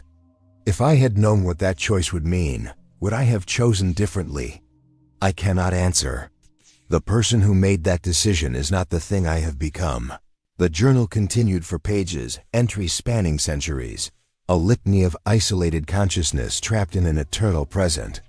Mara read with growing horror, not of the vampire himself, but of what he represented, the cost of refusing death, of holding on to existence past its natural end, of transformation into something that could neither live nor die, but only continue, hollow and hungry, through endless repetition. She looked up from the journal to find him still watching her, still waiting. The gesture of sharing this was clear. He wanted her to understand. Not to forgive or sympathize necessarily, but to comprehend the full scope of what she was facing, the tragedy as well as the terror. "Why show me this?" she asked. "What difference does it make if I understand your suffering?" He did not answer, could not answer, his silence a reminder that whatever capacity for speech he might once have possessed had long since atrophied. But his expression shifted slightly, something that might have been sadness or regret, or simply weariness beyond any human measure. Then he turned and left, gliding back out into the darkness, leaving her alone with his journal and her comprehension. She read through it again, more slowly, trying to extract anything that might suggest a weakness or a solution. But the entries offered only despair, the accumulated weight of centuries without hope or change or possibility of release. She slept poorly that night, her dreams filled with images from the journal, half-remembered passages about hunger and isolation, and the slow erosion of self. When she woke, the sun was already high, midday light filtering weakly through her barricade. She had slept longer than intended, her body finally demanding rest despite her mind's resistance. She emerged to find the village transformed. Or perhaps she was simply seeing it differently, viewing it through the lens of the vampire's journal. Every building was not just a structure, but a monument to failed persistence, to the futile attempt to create normal life in a place fundamentally opposed to normalcy. The church was not just architecture, but a physical prayer, stone and symbol combined to create protection that had ultimately failed. The villagers had tried so hard to make this place work, to force it into patterns of human habitation, despite all the signs that it rejected such ordering. They had built and adapted and negotiated and sacrificed, all to maintain their presence here. And in the end, the valley had won, had outlasted them, had consumed them or driven them away and returned to emptiness. She was the latest in a long line of those who refused to accept the valley's essential nature. The filmmaker who had come seeking documentation. Her grandmother's family who had returned in the 1920s, hoping enough time had passed. The original settlers who had claimed the land despite its reputation. All of them had believed they could impose their will on the valley, could make it conform to human needs and purposes. All had been wrong. But understanding this did not equate to accepting it. Mara was a researcher, trained to find patterns, to extract meaning, to impose structure on chaos. Her entire professional identity was built on the premise that knowledge was power, that understanding a system allowed you to predict and potentially control it. She spent the afternoon examining the boundary more carefully, not trying to cross it, but trying to understand its mechanism. The cairns marked points along the perimeter, but they were not the source of the barrier.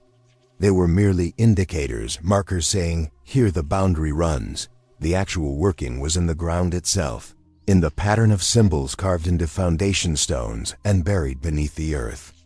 She dug at several locations along the boundary, excavating until she hit the carved stones that underlay the surface.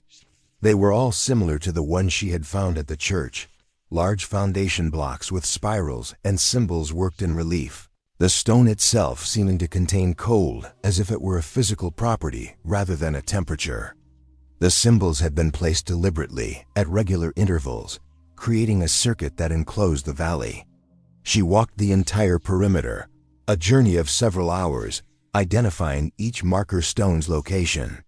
The pattern was precise, almost mathematical in its regularity.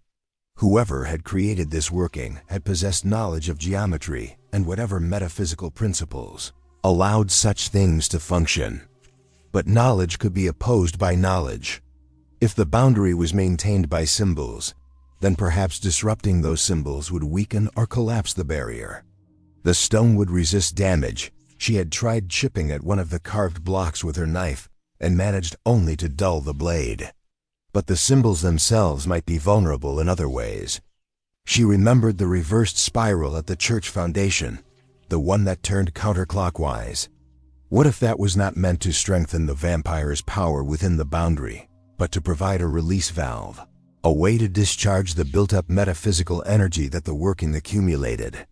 If she could find or create another reversed symbol, particularly at the boundary itself, it might disrupt the system sufficiently to create a passage point. The risk was obvious. Collapsing the boundary would release the vampire.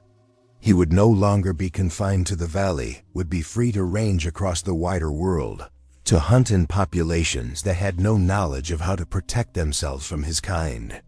She would be opening Pandora's box, unleashing a horror on innocent others to save herself. She grappled with the ethics of this throughout the evening, arguing with herself as she prepared her minimal dinner, as she relit her candles, as she barricaded her door against the night. Was her survival worth the potential cost to others?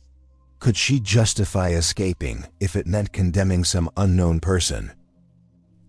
Dozens of unknown persons to become the vampire's prey? But the counter-argument was equally compelling. She was here now, alive and with the potential to escape. Those hypothetical future victims were just that, hypothetical. They might never encounter the vampire even if he was released. The world was vast, and one predator, however efficient, could easily vanish into it without finding prey. And even if he did hunt successfully, would that not simply be the nature of things? Predators fed on prey. That was the order of reality, harsh and unjust but fundamentally true. She was still wrestling with the question when the vampire arrived. Earlier than the previous night, the last sunlight barely faded from the western sky. He entered her house without ceremony, moving to his accustomed spot by the table, watching her with those fathomless dark eyes. "I think I found a way to break the boundary," she said, speaking to him as if he could respond, as if this were a negotiation rather than a monologue. "But doing so would release you. You'd be free to leave the valley, to hunt wherever you chose. I'd be unleashing you on the world." He tilted his head slightly, the gesture almost quizzical. She continued, words spilling out in a rush. "The thing is, I don't actually know what you'd do with that freedom. Maybe you'd simply leave, go somewhere remote, feed on wildlife or unlucky hikers once every few decades. Maybe you'd become a monster, a serial killer, a plague on whatever region you chose. I can't predict it because I don't truly understand what you are, what you want beyond just blood and survival." She gestured at his journal, still sitting on the table where he had left it. "You wrote about the horror of what you've become, the loss of your humanity. If you could choose, if you had real agency, would you continue existing? Or would you want to end, to finally accept the death you've been refusing for centuries?" The vampire remained motionless, his expression unreadable. But something in his posture suggested attention, engagement, as if her questions had touched on thoughts he had harbored, but could not articulate. "If I help you escape," she pressed, "you have to promise that you won't hunt humans, that you'll find some other way to sustain yourself, or that you'll let yourself starve, or that you'll seek out someone who can finally end your existence properly. Can you promise that? Can you even understand what I'm asking?" For a long moment, nothing happened. Then the vampire moved, crossing to the table, to where her journal lay open. He picked up her pen. The gesture looked awkward, his elongated fingers not designed for such precise manipulation, and slowly, carefully, wrote a single word on the blank page. "No." Mara felt something inside her deflate, hope collapsing into acceptance. He could not promise, could not or would not bind himself to her conditions. Because the hunger was not something he controlled, and freedom would not change his fundamental nature. He was a predator, and predators hunted. Asking him to refrain was like asking water to not be wet, fire to not burn. "Then I can't do it," she said quietly. "I can't be responsible for releasing you. I'm sorry. I'm sorry that you're trapped, that you've suffered for so long, that you've been reduced to this existence. But I can't save myself by condemning others." The vampire stared at her for another long moment. Then he set down the pen, turned, and left, vanishing into the night with that same impossible silence. Mara sat alone in her candlelit room and allowed herself to cry. Finally, tears she had been holding back for days, mourning not just her own impending death, but the tragedy of the vampire's existence, the cruelty of a universe that could create such impossible situations with no good solutions. She had made her choice. She would not break the boundary.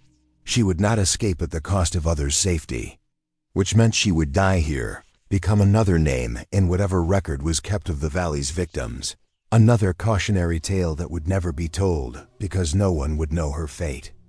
The acceptance brought a strange peace. Fighting the inevitable was exhausting, and she was tired of the fear and struggle and desperate strategizing. Easier to simply accept, to let go, to make what remained of her time here meaningful in whatever small ways she could manage. She would document everything, would create a record so detailed and comprehensive that anyone who eventually found it would understand the valley's true nature, would know not to dismiss the warnings, would perhaps find a way to properly seal this place so that no one else stumbled into it unprepared.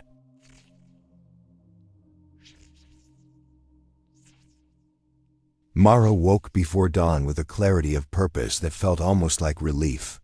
She realized, been moving toward this acceptance from the moment she entered the valley, perhaps from the moment she first learned of her grandmother's property here.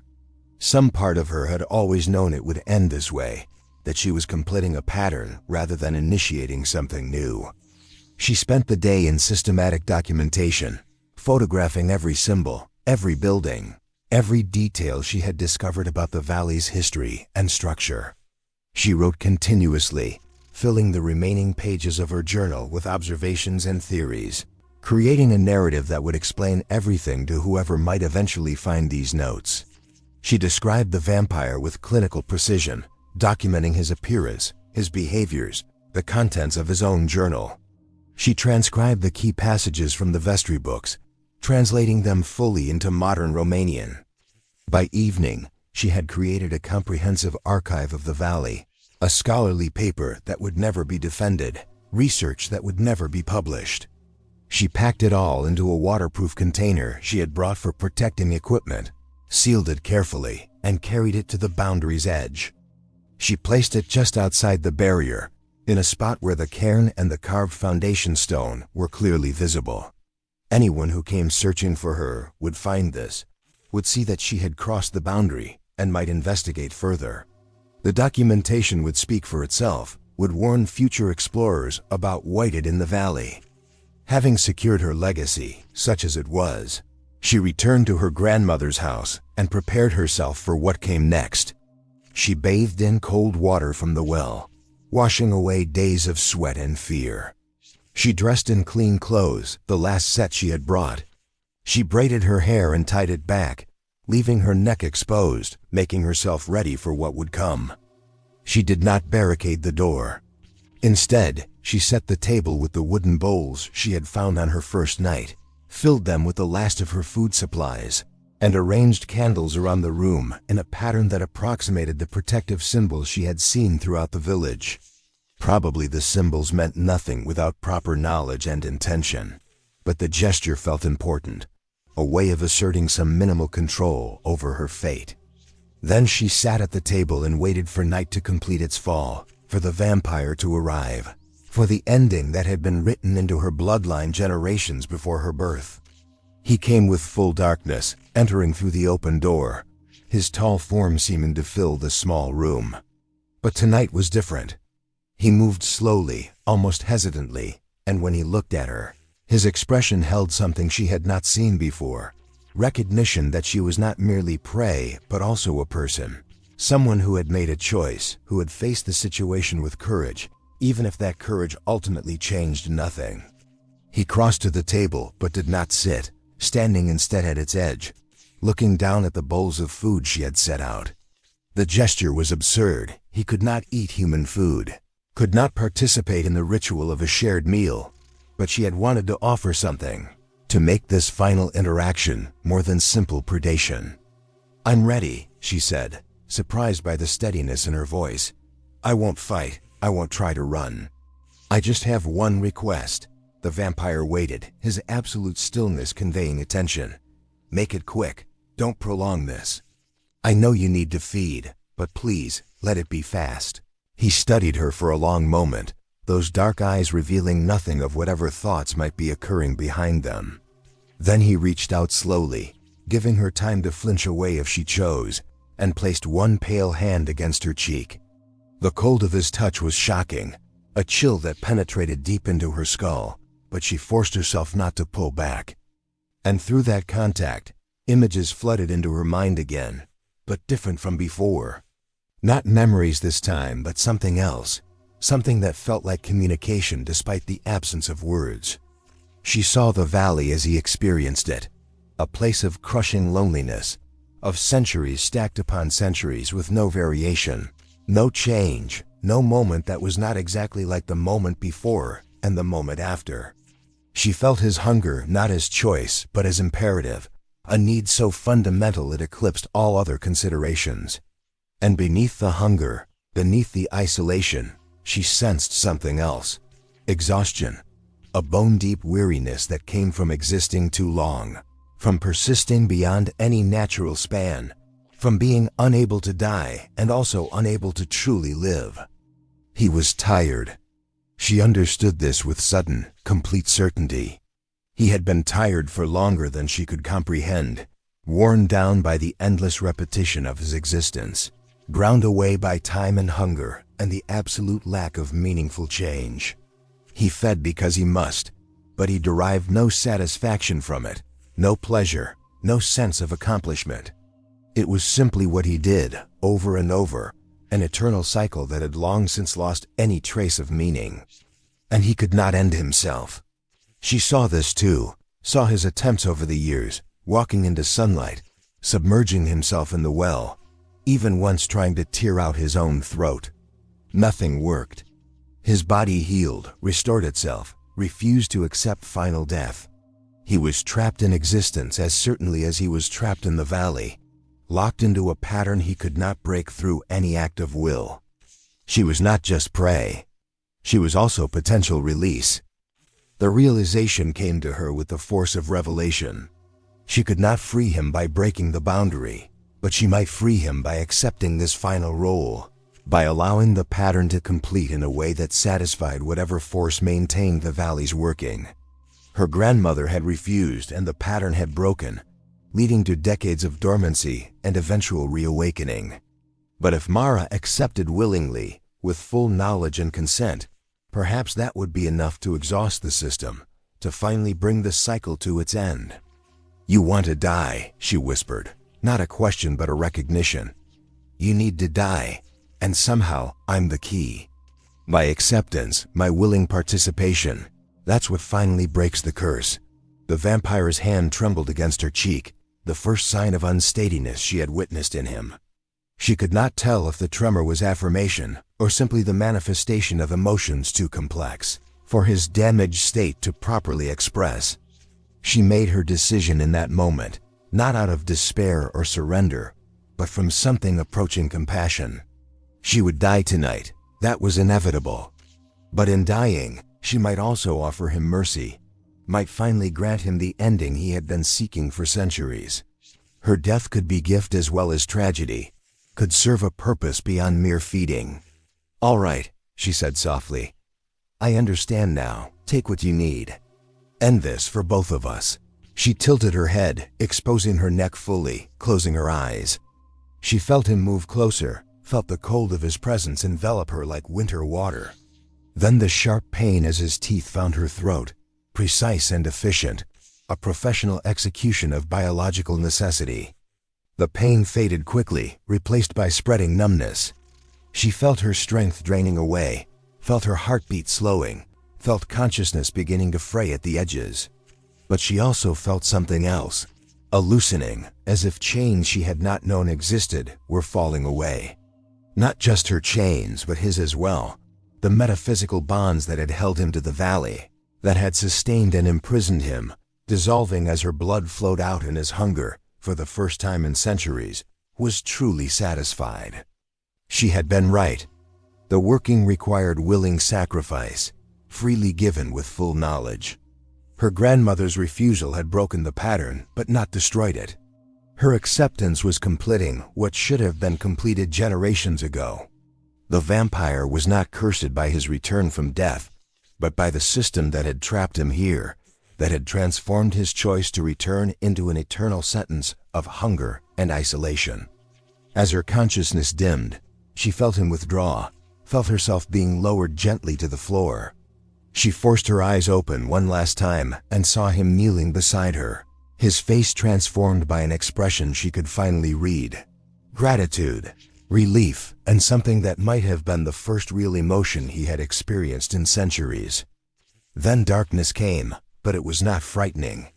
It felt like sleep, like rest after exhausting labor. She surrendered to it willingly, her final thought a strange mixture of sadness and satisfaction. She had solved the mystery. She had understood the pattern. She had, in her own way, achieved what she had come here to do. Documented the valley, preserved its history, and now completed its terrible cycle. Not the ending she had envisioned, but perhaps the ending she had been meant to reach from the beginning. The darkness deepened, became total, became everything. And in that totality, something shifted. She was aware of awareness, but dislocated, no longer anchored to a physical body. She could sense the room around her, the candles guttering in their holders, the table with its bowls of uneaten food, her own body lying on the floor, pale and still. And the vampire kneeling beside her corpse, his hands pressed to the ground as if he were holding onto something, or perhaps being held down by invisible weight. Light was beginning to show through the cracks in the walls, dawn approaching. She watched, though she had no eyes, as the first rays of sunlight entered the room and touched the vampire's form. He did not flinch away, did not seek shelter in shadow. Instead, he remained still, allowing the light to fall upon him. Where it touched, his skin began to smoke and char.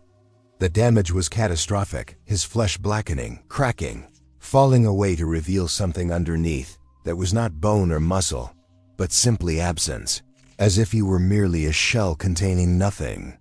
The sunlight destroyed him methodically, consuming him from the extremities inward, unmaking him with the slow inevitability of dawn. He did not cry out, did not struggle. He simply accepted, the way she had accepted, allowing the ending to finally come. And as his form disintegrated, she felt the bonds that had held them, both the valleys working, the centuries of accumulated hunger and sacrifice, the pattern that had demanded their lives, all of it loosening, fraying, coming apart. The vampire's dissolution completed as the sun fully cleared the horizon. Where he had knelt, only ash remained, and even that began to disperse in a wind that came from nowhere, that existed only to carry away the last remnants of his existence. And with his destruction, the valley began to change. She felt it, the metaphysical structure that had made this place special, that had created the thin spot between life and death, that had sustained the vampire for so long, collapsing like a house of cards. The symbols carved into foundation stones were losing their power, becoming merely decorative again. The boundary was dissolving, the barrier between the valley and the surrounding forest becoming permeable, natural, no longer an imprisoning wall. The village itself seemed to settle, as if some tension that had held it rigid was finally releasing. Walls that had remained implausibly intact for centuries began to sag and crumble. Roofs collapsed inward.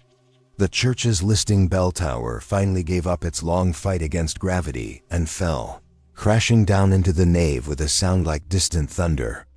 The valley was being reclaimed by ordinary time, by normal entropy, by the mundane processes that governed the rest of the world. It was becoming just a place again, not a trap, not a supernatural prison, simply an abandoned settlement in a forest valley, the kind of ruin that dotted remote regions across Eastern Europe. And what was she now? Not alive, certainly. Her body lay where it had fallen, empty, gone cold. But also not quite dead, not in the way that death usually worked. She existed in some liminal state, consciousness without form, awareness without location. She could feel herself beginning to drift, to dissipate, to follow the vampire into whatever came after. But something held her, at least temporarily.